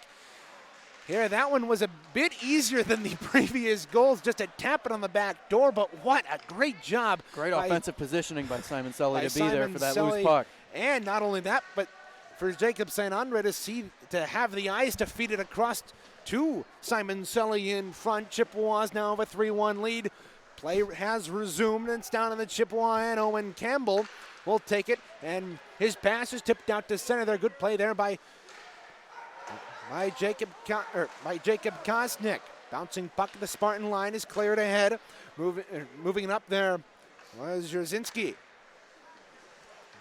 Charlie Hayes at his own right point will send it across back to the Spartan line. Sends it near side to Nick Sleeper ahead. His cross-ice feed was too far for Jack Whalens. And with 4:30 to go here in the second, Chippewas will regroup defensively. They move left to right here in this second period of play as that puck hit the netting, and it'll go back into the Chippewa end as it came off of a maroon and gold stick. I will say that is one rule difference I like between the ACHA and thus the NCAA and the NHL. I really cannot stand that delay of game penalty that you see called so often when players try to play it up off the glass and it goes into the stands, or in this case the netting, and they get a delay of game penalty. But that comes with the ACHA. Now a shot right off the draw there by Chris Fisher. It's played out to center by the Chippewas after that shot went wide. Justin McComas taken to the boards there by Nick Sleeper. Spartans control behind their own net. 4:09 to go. Loose puck kept in there by Christopher Martin. It pops up in the air. That was Andrew Porzondik. Couldn't keep the puck in at the line, and it'll go back to the Chippewa end.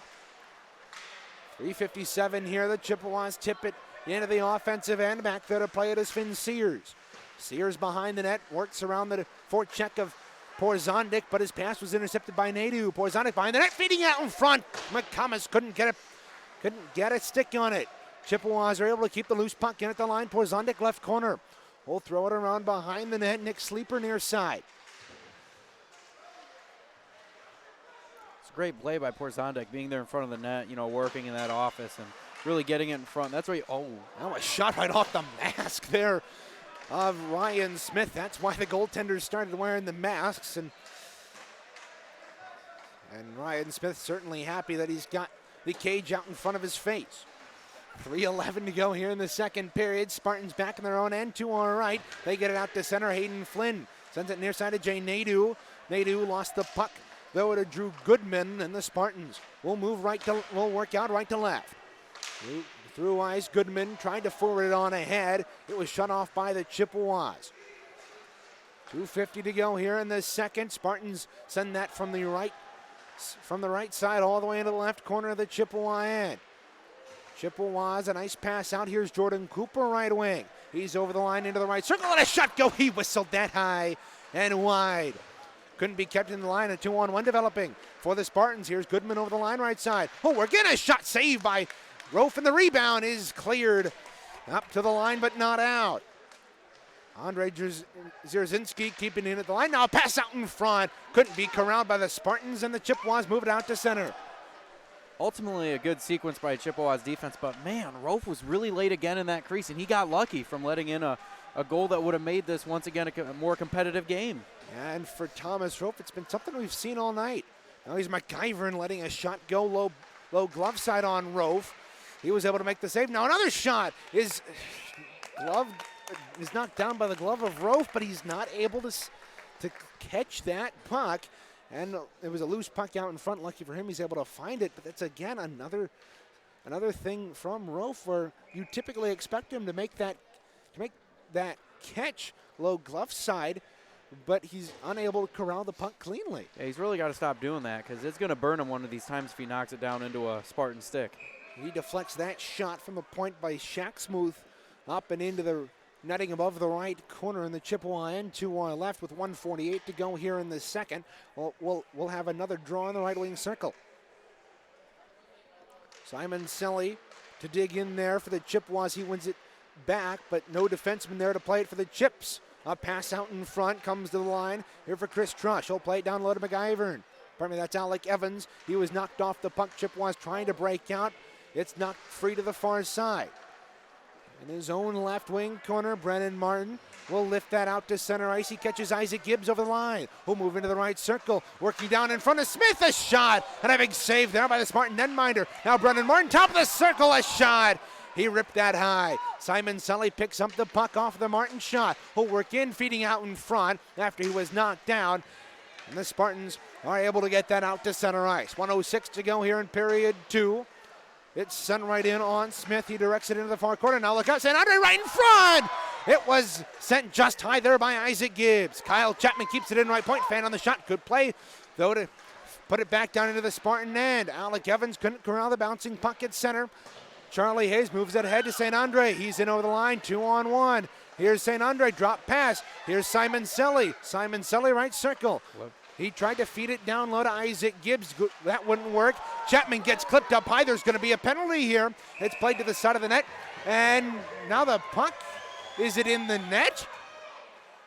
And it may be in the net, but it's deemed that the Spartans touched it before it went in the net. And since there was the delayed penalty, we will have a stoppage of play. The goal will not count. And another Spartan will be sent to the box. Another continuation of the Chippewa Spartan penalty pattern here. Yeah, both teams, it's not even that chippy of a game. It's just lack of discipline and kind of errant moves. Obviously, that was a errant stick to the face of Kyle Chapman. Yeah, and who's been remarkably quiet this game. You don't really see that from Kyle Chapman. He hasn't really had any notable hits, and he kind of whiffed on a shot that last offensive sequence in the Spartan zone. Now hopefully they'll capitalize Brennan Martin, here. high slot, let a shot go. It bounced up in front, and here come the Spartans the other way. Here's Finn Sears up over the line right side. We'll throw it down low. Here, that's corralled by Jordan Cooper. Cooper starting to break out for the Chippewas with a quarter of a minute left here in the period. Here he's over the line into the right circle. They've got to get a shot off. Here is Brennan Martin, right circle. He'll let a shot go. That was blocked. Good play there by Cansey, but that will do it for the second period of play. Chippewas still have a minute and 29 left in that men advantage. We will step aside. Michael France will have the second intermission report for you on the other side. You're listening to CMU 83 Club Hockey on the CMU Club Hockey Network.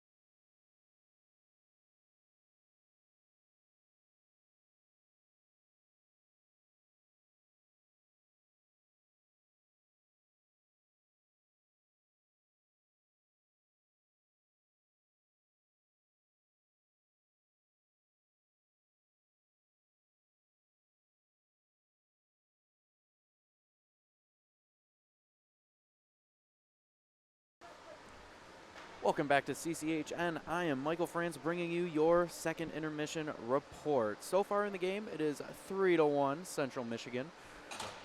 Right now, the Chippewas are being bodied off the puck and have been struggling establishing the physical presence that we normally see from this team. However, they have been dominating offensively in time of possession. Their passing has been really good tonight, and we're seeing a lot of players such as Joey Simon-Selly step up. Joey Simon-Selly is having so far his best game of the season with a hat trick.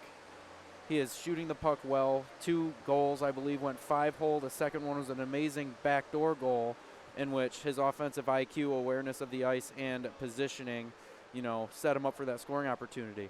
The Chippewas will be going into this third and final period with a minute and a half left on the power play, similar to what they had going into the second period. If they can capitalize, it's safe to say that they will take the upper hand and end this game out very strong.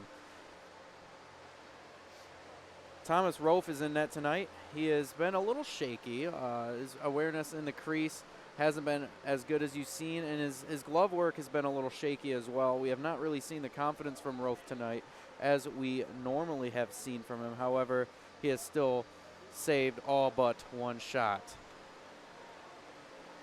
Interesting for Michigan State, in the penalty box is one of their leading scorers and best offensive presences, Alec Evans, in the box for a high stick to the face of Kyle Chapman.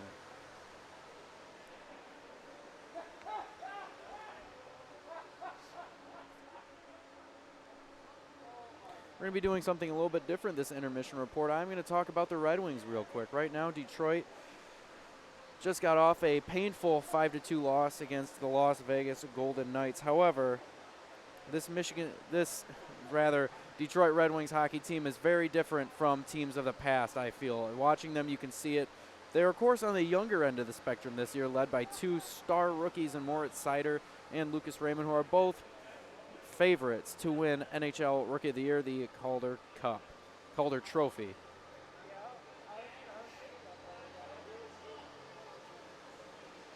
Anyways, this Detroit Red Wings team is looking very much different from years prior. They are faster. The puck is being moved better.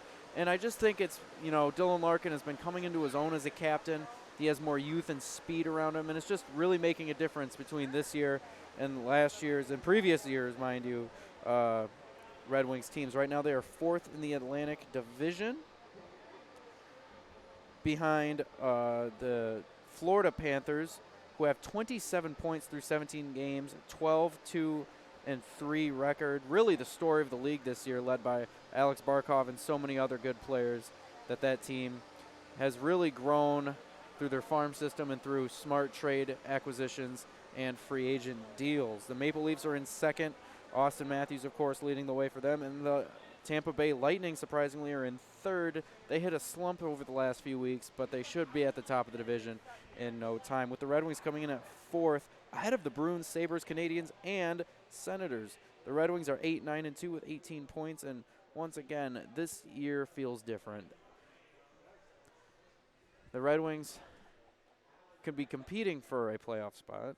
They're a threat for it. However, time will tell.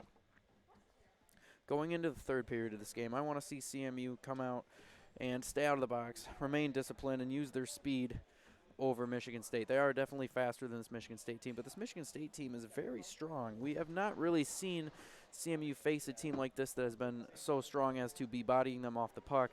And really, when CMU has tried to hit Michigan State players are standing upright at the end of the collision.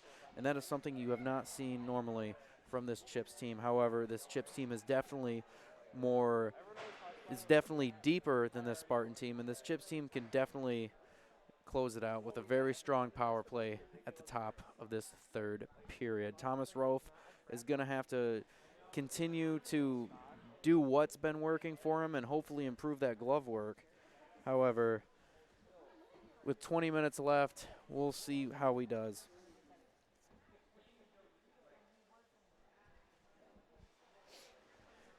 That is all for this intermission report. I'm Michael France. Stay tuned for CCHN's action and the third period coming up next.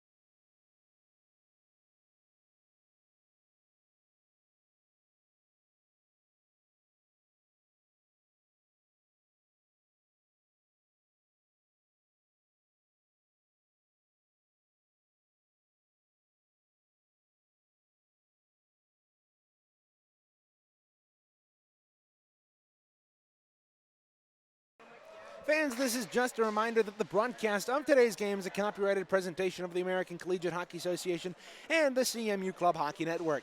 No reproduction, retransmission, or other distributions of the descriptions or accounts of this game may take place without the express written consent of the ACHA and CCHN.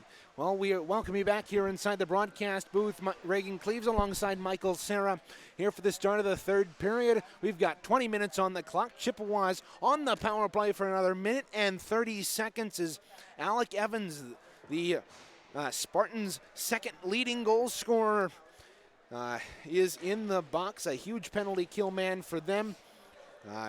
And Chippewas have got a healthy chunk of power play to work with here as we start the third. There'll be a puck drop at center. Jay Nadeau on the tie-up. Cannot win the draw, and we are underway here in period number 3. Spartans are able to get that back to their own line after coming into the Chippewa end. Here short-handed. They'll throw at the length of the ice, but it's taken at his own line there by Brennan Martin. A minute and 10 left in the power play. Jay Nadeau picks up the puck across the way, finds Jordan Cooper. He's got speed up through neutral ice, over the line and into the circle. He ripped that high and wide. Chippewas have gotten a lot of shots on, but they haven't necessarily been accurate ones, so they haven't really been testing that Spartan netminder. Now a shot from a sharp angle there by Jay Nadeau. Goes wide and wraps itself around the boards. Back to the Chippewa line. Chippewas will hold behind his net. Here's Brennan Martin. Central Michigan moving right to left here in this third period of play, wearing the maroon jerseys with gold trim, those gold helmets, maroon pants, and maroon socks. And the Spartans back defensively, and now St. Andre's taken down, trying to split the defense. No penalty coming. Kept in at the line there by Campbell. He'll throw it down low to St. Andre. St. Andre tried to dance behind the net, lost the puck in the process. 12 seconds to go on the man advantage. Here's Chapman. Sharp angle shot, saving the rebound. Loose in front, off the post. The shot there came from Austin Ritter, and he rang it off the left iron. Well, rang it off might be a bit of hyperbole, as that was a slow trickling shot from the slot. But either way, it just narrowly went off the post and stayed out. Now Kyle Chapman leading the rush over the line left side for the Chippewas. Will move down behind the net. He's taken to the boards hard there by Alec Evans. He's out of the box as the Chippewas again have fallen to 0 for 3, much like the Spartans in this hockey game. Austin Ritter had the puck knocked away from him at the Spartan line. Shaxmuth will play it near side. He lost control of the puck. Charlie Hayes trying to clear it. It went off of the boards there by Carrick Smith. Spartans keeping it at the line. A shot there by Shaxmuth. And Rofe will hold on with 17:48 to go here in the third. You know, this Michigan State team is really struggling to gain offense on CMU. They can't really get into a rhythm, and a lot of their passes and puck handling and the shots they're taking are all very sloppy, and they haven't had any really high opportunity scoring chances. Now the Chippewas win the draw on the defensive end. Christopher Martin plays it to Andrew Porzondik in the corner. Porzondik picks up the loose puck, bounces it off the board to Jordan Cooper. Cooper, long stretch pass, was intercepted, and the Spartans, Logan McGivern moves it down to Alec Evans. His pass across went off of Jordan Cooper, and it's into the left corner. Cooper will take it and fire it around the boards. It had enough steam to get out and down the ice. Jay Nadeau showing some great speed to put some pressure here on Ryan Smith. He wraps it around the boards across the way. Justin McComas puts it down behind. There's a sharp angle shot from the side of the net. Now they feed it in front. Oh, what a save! Oh my goodness, Ryan Smith stretching out the left pad makes an improbable save on a Chippewa shot from the middle of the slot, and we remain 3-1. Really an excellent play by Smith, especially as a freshman goaltender, to really sit down and really control that puck with his body and to follow that puck. That puck was moving. That was an incredible save. I think that Christopher Martin had that shot. I'm not completely sure. Meanwhile, play resumes. Great Porzondik, holy Lipton, making a couple of nice moves at center to gain the puck into the offensive end. Now a Spartan left his feet to hit a Chippewa behind the net. And Chippewas are able to get it and keep it at the line and throw it around the boards. Spartans across the way. Puck got caught up in Jay Nadu's skates, and he'll play it down back into his own defensive end. A long stretch pass. Here's Justin McComas in behind the defense. He'll work in. Sharp angle, a shot saving the rebound. Loose out in front. Smith made not one but two saves. Chippewas being very aggressive on the forecheck right now, really throwing all they can at Justin Smith, hoping that this freshman goaltender crumbles. Now here's a 2-on-1. Good play there by Austin Whaley to knock off, or to block out any shot attempts there by the Spartans. Now they move in, do the green and white. They keep it in at the line, but not for long as Jack Karskinen couldn't keep it in. Spartans send it in. Hayden, now look out. Austin Whaley gave it away. A shot from a sharp angle, poked away by Rofe. Saving the rebound. They play it right in front. Loose puck. That was a sharp angle shot. Oh my goodness. Puck is playing pinball down in front of Thomas Rofe, and somehow it's able to stay out of the net. Chippewas will send this down for icing. My goodness, what a sequence, Michael. Rofe was really dancing in that crease, and he made 3 really good saves, even though he looks a little shaken up from that sequence, kind of nodding off to himself over there. But you can't allow that kind of turnover to this Michigan State team. And for the Spartans, that's an example of a time where you have to, more than just throw the puck on net, you have to get good shots on. Thomas Rofe was dead to rights for about 3 of those 5 shots. They had him turned around, and as a goaltender, that's like putting a turtle on your back. You cannot operate when you're turned around. It's hard to get your bearings, but Michigan State, instead of taking their time and getting good shots on Rofe, now look out right out in front. Great and defense. A big save there by Drew Goodman. He was wide open in the slot, and the Chippewas were able to knock that away. Austin Whaley defensively, a long stretch pass. Here's St. Andre in behind the defense, moving in. And my goodness, another big save by Ryan Smith. He has been absolutely fantastic in the first 5 minutes of this third. Jacob St. Andre wanted that one-on-none with the goalie, tried to go backhand, and man, Justin Smith using the pillows to stop that, sprawling out into the butterfly. And what great awareness there by Austin Whaley in the defensive end to see his man Jacob St. Andre an alley-oop behind the defense at the offensive line, and St. Andre doing a very nice job to stay on side, corral that puck, and he was in behind the defense from the blue line as that shot was tipped from the right point there off the stick of Kyle Chapman, and Smith was able to make the save. Just not enough credit you can give to Smith for that play, following the puck, not biting on the forehand when St. Andre went backhand. Just perfect patience by that goaltender. An amazing save. And as a goaltender, when your team is getting opportunities like the Spartans have been against Thomas Rofe, it is frustrating. It's not only frustrating as the Spartans, but it's also really it bolsters your confidence when your goaltender is making saves like that. And I know in the years that I played, my team was always like, if I had a big game, which admittedly wasn't super often. Don't give yourself enough credit. It was more the fact that the Chippewas, or not the Chippewas, geez, I'm getting tied up with my tongue here. We'll get to that in a moment. Now Hayden Flynn had a wide open shot from the left circle, and he ripped it wide. Now here's a 2-on-1 for the Spartans. Over the line, fitting in front. Great defensive play there by the Chippewas on the back check. Oh my goodness, I think that was Kyle Chapman knocking that pass down from the left circle, denying the Spartans a great opportunity. Getting back to what we were talking about, like when your team, when a team knows that the goaltender has their back, it just bolsters their confidence so much, because when your goaltender's playing like that, there's almost nothing that can beat them except some really, really good shots by number 91 in maroon and gold. Now a one-timer from the high slot was brought down in front. Chippewas are unable to gain control of the bouncing puck near side.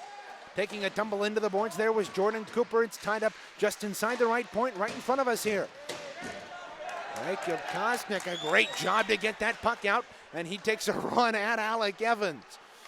Spartans back at their own line, moving left to right here in the third period of play. Bouncing puck just outside the Chippewa line. He's played back defensively, a long stretch pass to nobody in particular. That will go down the length of the ice. They're going to wave icing off. Owen Campbell taking to the boards there by Salt. Puck free behind the net of Ryan Smith. We've got 13:34 left here in the third period of play. Here's Christopher Martin, let a shot go, blockered away by Smith, puck free behind the net. Owen Campbell taking down Alec Evans, is able to get it to the point and out. A good play there by Logan McGivern, but it was too good as his loft pass out to center went into the Spartan bench for a stoppage of play. Michigan State's defense has really been struggling to contain the CMU offense. CMU is just walking down there and taking it from it, and Michigan State is really playing sloppy defense.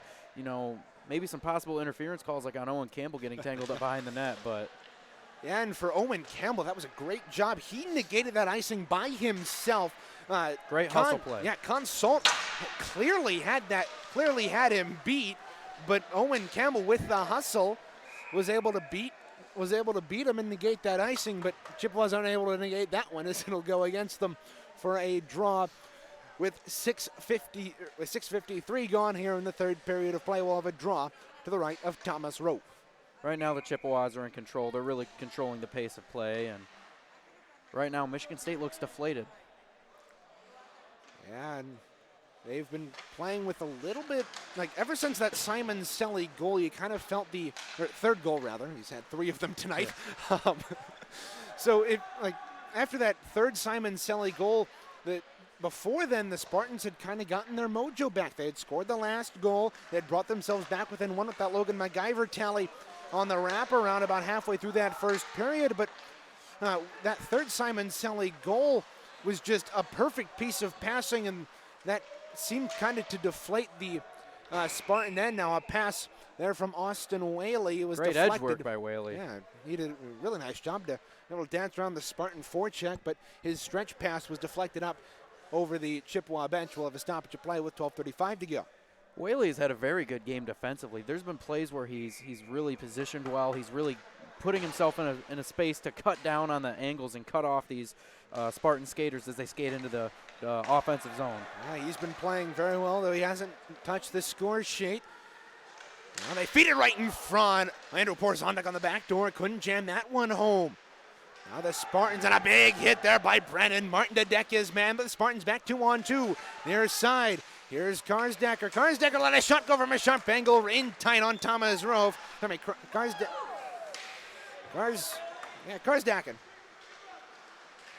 Now the Chippewas back in behind the net.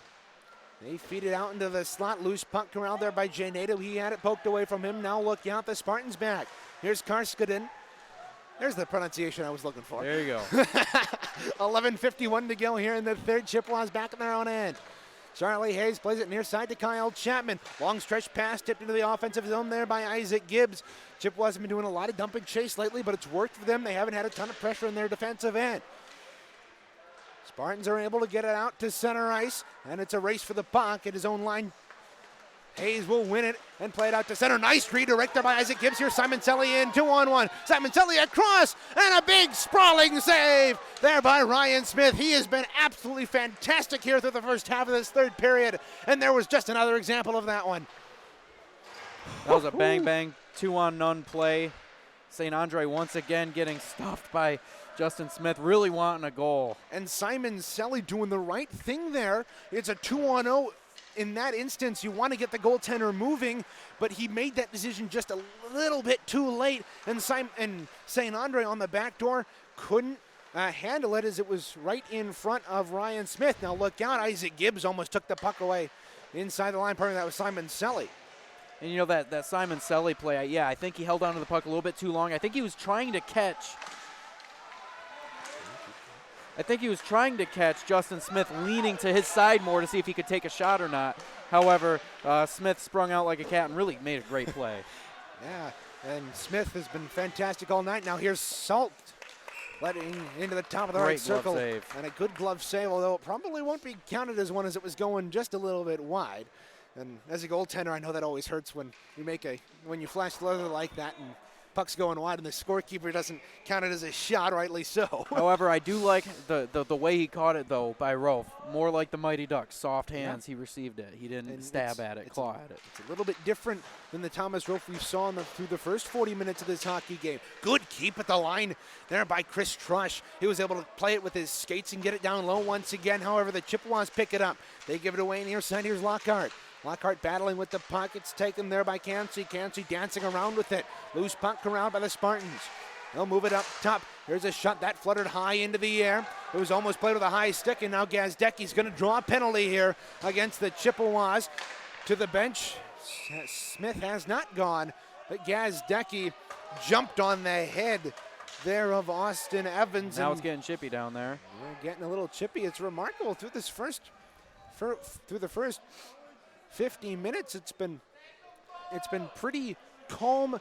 Now, we have had penalties, but they haven't been too over the top. They haven't been those chippy little after the play penalties, but Gazdecki gets sent to the box for that one, and the Chippewas are on the penalty kill. And I really think it's just the fourth time tonight. I really think it's just starting to be, frustration on Michigan State end. They can't really capitalize on any scoring opportunities, and they're really struggling to generate any kind of offense here in the attacking zone. Now it's played in the far end. The Spartans tried to feed that in front one off the glass near side. Fanning on the shot there was Smith. He'll control near side boards. Up top there to Sleeper, back down. There's a shot. That was deflected there by Christopher Martin. Rebound off the end boards. Behind the net, Spartans going to work here with 20 seconds gone. Here in their man advantage. Kept into the line there by Karskanen. Karskanen feeds it, Salt feeds it down low to McIvern. McIvern feeding it in front. There was Alec Evans. Nobody on the back door, though, for the Spartans. There's Evans across the way. He'll feed it down low to McIvern. McIvern dancing. He let a sharp angle shot go, and Cooper laid out the body there to block that one. A minute 13 left here in the man advantage.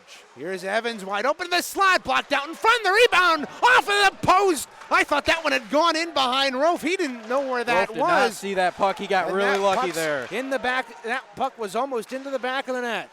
McIvern called for the puck. He really wants to get some offense generated. And McIvern, an errant pass goes back into the Spartan, and McIvern thought he had a defenseman back. He's frustrated. He's frustrated going to the bench. He's jawing at the Chippewa bench.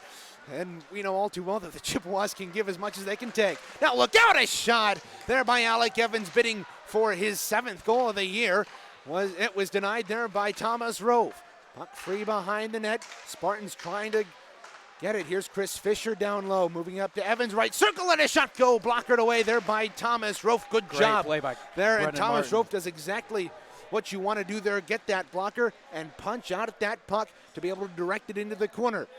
Now 8:02 left here in the third. Aiden Gazdecki has 10 seconds left in that penalty box to our left. Now Chippewas take it over at the line. Aiden Gazdecki comes out of the box. And the Chippewas are back to full strength. They've killed off their 4th penalty of the evening. One player I'd like to shout out for Michigan State. He's not on the score sheet tonight, but Jack Karskanen, the freshman left winger. He has been moving the puck really well and generating all he can. He's a very good skater on his edges, and he handles the puck and sees the ice very well. He's been, possibly moving the puck better than any other Spartan on the ice. Now that should have been icing because Ryan Smith came out of his net to play the puck, which typically negates an icing, and to boot, the Chippewas had beaten the Spartans to the dot, and the referees do recognize that fact, and they'll have a draw at center ice. Had a pretty decent officiating crew here tonight. They seem to have been fair on both sides. Literally, it's been Chippewas, Spartans. It's been a very even game. They are letting the boys play, and they're not letting them play extravagantly. They've called what has needed to be called, and it's been very good officiating here tonight. Now Kyle Chapman in his own right wing corner will feed it across to Charlie Hayes. Off the boards, intended for St. Andre. It comes back to the Spartan line. Pass ahead, here's Karskanen. Gotta watch out. Moving into the right circle, Really and good into the stick corner. work. Now we'll feed it out in front, and Fanning on the shot. There was Nick Lockhart. Now a pass ahead, here's Isaac Gibbs in behind the defense. Loose puck, look out, and Ryan Smith came way out of his nets. He almost lost that race, but that was a good decision there by Smith. It paid off. It paid off, and lucky for him, he wasn't trucked there by Isaac Gibbs, which would have been a penalty on the Chippewas. And it would have made this game a lot more chippier than it has been. Yes, because as soon as you touch that netminder, you're going to get obliterated. One of the many unwritten rules of hockey. And even to some extent, it is written into the rule book, but because often the referees will let that type of stuff go if it doesn't get too chippy, though. If a team's standing up for their netminder, they won't call any penalties. There was icing here on the Chippewas. And Justin McComas had 6 players on the ice there for the Chippewas. He made number 6. And you can't play hockey with 6 players unless you have an empty net. And given the fact that the draw was in the Chippewa end, they weren't going to pull Thomas Rove. They send it down into the Spartan, and back there to play it is Nick Sleeper. 6:17 to go here in the third period. Chippewas have a 3-1 lead. We apologize. We didn't realize that we had the score graphic wrong until just now. We do apologize for that. Now here's Justin McComas letting a shot go and flashing the leather. There, reading that shot from the left wing circle was Ryan Smith, and he makes another key save here with 6:02 to go. It's really stood on his head all period, and that's why this score is not 4-1 or 5-1, because CMU has had very good scoring opportunities against Smith, but he's made outstanding saves. Yeah, he's been a massive part of this Spartans only being down 2. I can count at least 4 in this period where he's had to make key saves on not necessarily tough shots, but shots that would change the course of this hockey game. Now the Spartans trying to break out left to right, and they do. Up left wing is Drew Goodman over the line left side. He'll try to feed in front. Good stick there by Keelan Baker to knock that one away. He'll move it out to center off the boards near his side. Nick Sleeper will wrap that around the boards. 5:24 to go here in period number 3. 3-1. The Chippewas lead this one. Keelan Baker's another Chippewa. Now look out, here's Jay Nadeau working down left wing. He lets a shot go, and it's turned aside there by Smith. As I was saying, Baker is another Chippewa who hasn't really seen the score sheet tonight, but he's just been playing a really now good game. Look out! Justin McComas on the doorstep, roofs it past a sprawled out Ryan Smith, and the Chippewas strike once again. It's 4-1 with just over 5 minutes to go. I may have spoken too soon. I think Keelan Baker could have gotten the secondary assist on that. He might have, and working that through. McComas gets that goal, the first Chippewa other than Joey Simon-Silly to get a goal here tonight. That one comes at the 14:59 mark of this third period. The Chippewas now up 4-0, and we have a correct score graphic. I'm really expecting Chippewas now to kind of keep the pressure on. However, going to be a penalty, as it was Spencer Scheckmuth who caught Owen Campbell up high. Chippewas back on the power play here, looking to extend their lead. Well, I was about to say I thought they were going to, kind of take it off these last 5 minutes, just, play keep away and really whittle down this clock, because the game is over. However, now that they're on the power play, they have a chance to make this a 5-1 game, which is obviously a safer lead than a 4-1 game, and I think they will. They're really hyped up on the bench right now, and I think they're going to keep the puck moving, and they need to if they want to put a goal in. Yeah, and for the Chippewas, if they can get 2 more goals in the last 4 minutes, that'll count big toward the ACHA rankings, which are all computer generated, and those 5 goal differential wins are a big help in boosting your way up those standings. Now Austin Whaley near side. Joey Simon-Selly who will walk the line. Let her a shot go, tipped out in front there by Isaac Gibbs. Now here's Simon-Selly working behind into the near corner. Whole cycle with Whaley. Up top to Martin. Martin down low to Whaley. Whaley will change places with Simon-Selly, but the puck stays where it was, and on the stick is Simon-Selly. He's crunched to the boards there by Consult. 1:16 to go here in the third. A pass across. Joey Simon-Selly's pass couldn't find Brennan Martin. Simon-Selly gets it back high slot. He'll tee it up and fire a shot. Deflected there by Brennan Martin on the doorstep. Now St. Andre, he scores! There's his goal. He stepped into one from the left circle after Brennan Martin tipped it high, and the Chippewas have a power play goal with 3:47 left.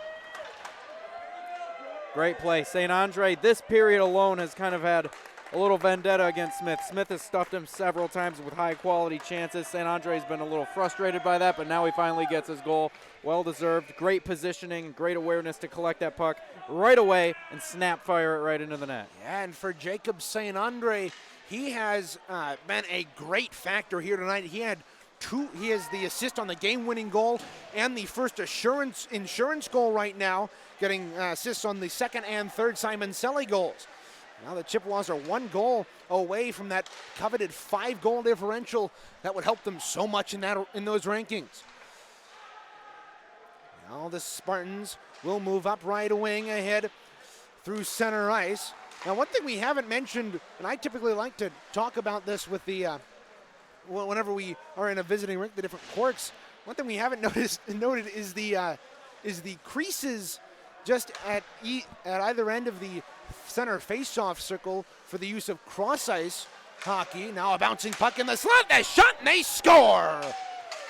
Nick Lockhart found a bouncing puck. Thomas Rofe had no idea where it was, and Lockhart fires it past Thomas Rofe. It's 5-2. That was just a messy play defensively. They let too many Spartans get in front of the net, kind of screen Rofe. He didn't see that puck coming, and obviously missed it with the glove. And now it's a 5-2 game, and unless something happens for the Chippewas here with just under 3 minutes to go, I don't know if they're going to get that 5-goal differential they wanted to help them in the ACHA standings. I feel we may have jinxed that, Michael.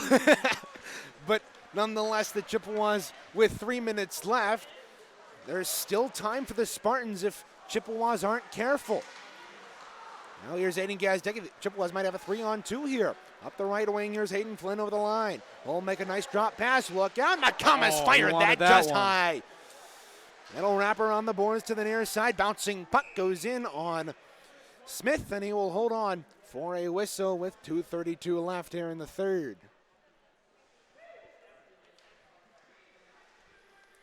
Will come into the left wing circle, the Spartan end. Here they trail by 5-2. Here from Suburban Ice East Lansing. Puck free in the Chippewa offensive end to our left. Reagan Cleaves and Michael France inside the broadcast booth with you here from East Lansing.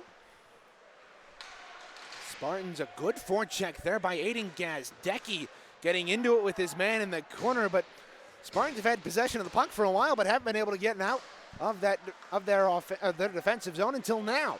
1:58 to go. Here in regulation, back in his own end, here is Consult. Will move behind the net.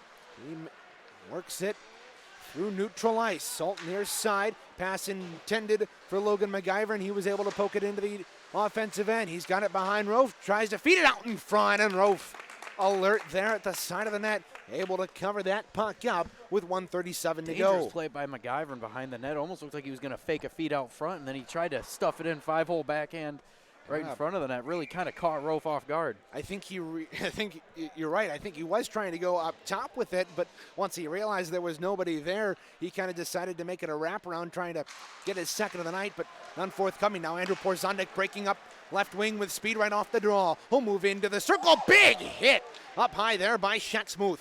He came back on a nice back check there to deny Porzondek. Now here's Flynn feeding it across, and Porzondek, did he try to kick that puck? Looks like he did. What is Porzondek doing? He's trying to kick that puck home? He can't do that. Can't do that. The hockey rules have stated for years and decades that you cannot kick the puck in. Heat of the moment. True. Things do happen, and gives us a laugh up here in the booth. 1:18 to go here in the third. Chippewas win the offensive zone draw. Austin Whaley feeds it down low. Jay Nadu tries to backhand that one in front. Nobody home there for the Chippewas as it's intercepted by the Spartans. A pass ahead, deflected right onto the stick of Brennan Martin. He feeds it ahead. Jay Nadu picks it up. He's got a 2-on-1 with McComas, but his pass went too far for the maroon and gold player, decked out in number 15. We've got under 1 minute to go here in the third period. Puck is tied up behind Ryan Smith. He was taking kind of a nonchalant look at that puck. Now a shot from the point is taken there by Austin Whaley. He was taking a kind of nonchalant view of that. He was kind of doing what goalies do on faceoffs, where you lean over your pads. But he was doing that when the puck was in the corner, and you never know on pucks in the corner. Especially on pucks when pucks are in the corner, they can squirt out at any time, especially when they're bottled up like that, and as a goaltender, you never want that to go off your skate when you're on alert. Now look out, here come the Spartans. Moving here, near side, a pass across by Block. Great was knocked defensive away, play. and we're going to have a penalty here. And it's going to, actually, never mind, it's going to be a hand pass. Here, referees, good job there. Again, they've been very good all night. 28 seconds to go. Very here good in the officiating third. crew. Yeah, one. I want to point out the defense of Austin Whaley right there, breaking up that play and getting it back to neutral zone, even if it might have been a hand pass. Yeah, and I mean, Austin Whaley has been good all night, and the Chippewas defense, by dint of those 2 goals, have been absolutely fantastic, shutting down this state offense. 20 seconds to go here over the line. Here's Block. Block, top of the slot. Oh, work in a shot. He fluttered that one just wide along the ice. It's worked up top. Here's Finn Sears. He'll tee it up and fire a shot. Bouncing puck out in front. That'll go to the left corner, and time will expire on this one here from Suburban Ice East Lansing as the Chippewas knock off the Spartans by a score of 5-2 and bring home a winner back to Mount Pleasant. We will step aside here in the booth. When we come back, we will have a quick intermission report as we're going to skedaddle out of here and get back to Mount Pleasant so we can cover tomorrow's game at 5 o'clock from Martin Ice Arena. Stand by. We'll be right back with the postgame show here on YouTube.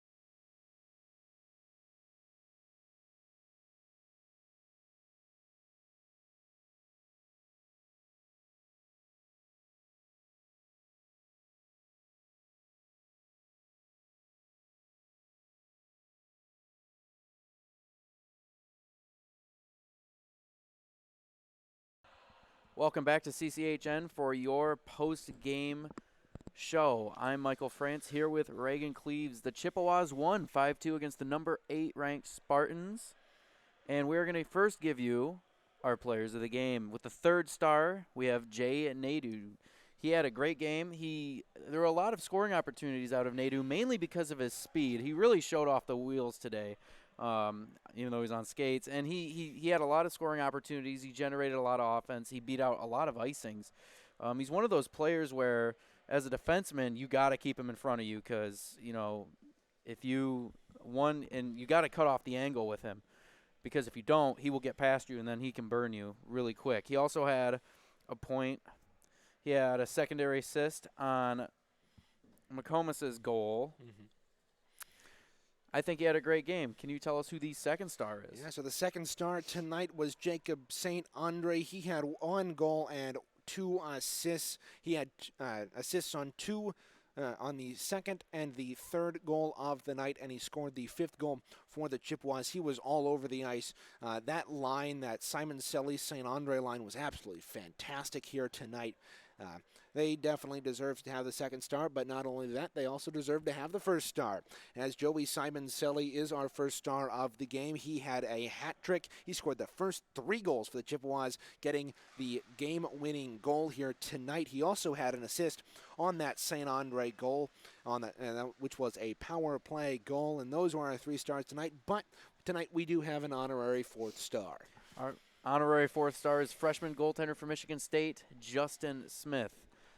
He let in 5 goals. However, on the third period, he saved about 3 to 4. There were a lot of quality scoring chances, just 2-on-nones, flying across the crease, making amazing saves with the pillows and the blocker and even the stick at times. And he really, really impressed me with how he could manage that after giving up, 3 goals previously going in and, playing at a deficit. And I want your take on this, but what does it mean for him to give up 5 goals when we noticed how lackluster his offense and defense in front of him was? Yeah, for him as a goaltender, you walk away from this game, you've made 39 saves on any given night. That is a good performance. And although you may walk out with the loss, it's a good confidence game, ironically, because you wouldn't think giving up 5 goals would be a good game, but it shows that he can play and he can make saves. He just often has some trouble with his defense in front of him. Now taking a look at our players to watch here, Brennan Martin, he had 1 assist and 1 point. Owen Campbell, he didn't have any. He didn't show up on the score sheet other than one way, which we talked about in the pregame was not the way he wanted to show up. Yeah, he took a bad penalty early on in the game. Make that the second period. It was a tripping call. The officiating crew, I do want to say, called a very fair game. Owen Campbell, and I also want to say this. I talked about this in the intermission. This Spartans team was very strong on their skates, and you don't really see this Chippewa squad get bodied around. But this Spartan team was doing what we do to other teams. They were pushing us off the puck. Whenever we ran into them, they managed to be the ones who stayed upright, and it was very interesting. And I think there was a little bit of frustration early on from the Chips, but with some sloppy plays. But the Spartans at the end kind of really collapsed that third period, besides Justin Smith. And I'd also like to take this time to just mention, Roaf's performance. He only allowed 2 goals. I think the second one was really, both of them honestly, where he was kind of sleeping on the play, and the defense really, his own team kind of burned him on that. But I didn't really see the confidence out of Roaf tonight, especially with the glove and his body movement in the crease. What do you think about that? Yeah, and I noticed Thomas Roaf, early on in that game, we even mentioned it first period, because he was right in front of us. Chippewas were in the zone to our right, and we were right at their blue line. And for the Chips, for Thomas Roaf, it just looked like he was he wasn't necessarily sticking to the fundamentals as you would want a goaltender who can play at the level Thomas Roaf can to do. He was pawing at pucks. He was, as you mentioned, he was falling asleep on a few plays. He was overcommitted to that first to what led to that first goal. He was caught out to the side of his net, couldn't push over to the far post in time. It was just simple mistakes that I think can be corrected. You just have to take time, as if you're Thomas Rowe, to go and look back at this game. Now, he can't necessarily watch it, but he'll be able to look back at this game in his mind and talk about and think about what he can do and work on that in practice this week. And I also want to say the Chippewas really did just dominate the puck, as they always do. They dominated time of possession. Not a lot of time, especially early on in the game, was spent in his own zone. Now, as a former goaltender, is it true that kind of can hurt a goaltender to a point where maybe you are caught off guard because you haven't been able to establish a rhythm? Yeah, and we talked about this early, I think it was back in the second period, that, it is hard for a netminder to be able to maintain their, not composure, but to keep warmed up, to not get cold when your team is all the way down the ice. And speaking from personal experience, I had a year where I think I faced about 15 to 20 shots a game. That's nothing as a netminder. And I was cold every single game. Now, granted, that's a great testament to my defense, but it also made it a little bit more difficult to me when I wasn't able to make the routine saves that keep a goaltender warm and build confidence over the course of a 60-minute game. When you have such a strong back check, that leads to a very strong forecheck, and when you have both as a goaltender, there is going to be a lot of downtime in that crease. Yeah, and Thomas Rowe played well tonight. He made 28 saves. It was just 2 that burned him, and I think most goalies wouldn't have been able to make make the save on that first goal. As you're taught to cut down that angle, and he was a bit far out, but that happens to any netminder. And it was a really good play there by McGivern to pick up that puck after it bounced off the end boards and finish that wraparound. And I think for Thomas Rowe, he can walk away from this game knowing that he played well. There's just a couple of fundamentals to work on. Well, moving on here as the team is getting out of the locker room, so that is our cue that we have to get out of here pretty darn soon. Taking a look ahead for both these two teams, they will rematch tomorrow with a puck drop at 4:30 p.m. That means we will be on air right at about 4:05 at Martin Ice Arena. It'll be Devin Serra and Michael France on the call. I will be on the controls for that game. Again, airtime will be 4:05 for a 4:30 puck drop. Before we sign off, we'd like to extend our special thanks to Jeff Mitchell, the general manager here at Suburban Ice East Lansing, for helping us get set up here, along with the Michigan State head coach Don Headley. They were both instrumental in getting us set up here in East Lansing. Well, that will just about do it for us tonight, but we will be right back tomorrow when these two teams face off once again from the friendly confines of Martin Ice Arena. Until then, this is Reagan Cleaves for Michael France saying so long from Suburban Ice East Lansing in East Lansing, Michigan, as the Central Michigan Chippewas beat the Michigan State University Spartans by a final score of 5-2. Thanks for listening. Have a great night, everybody.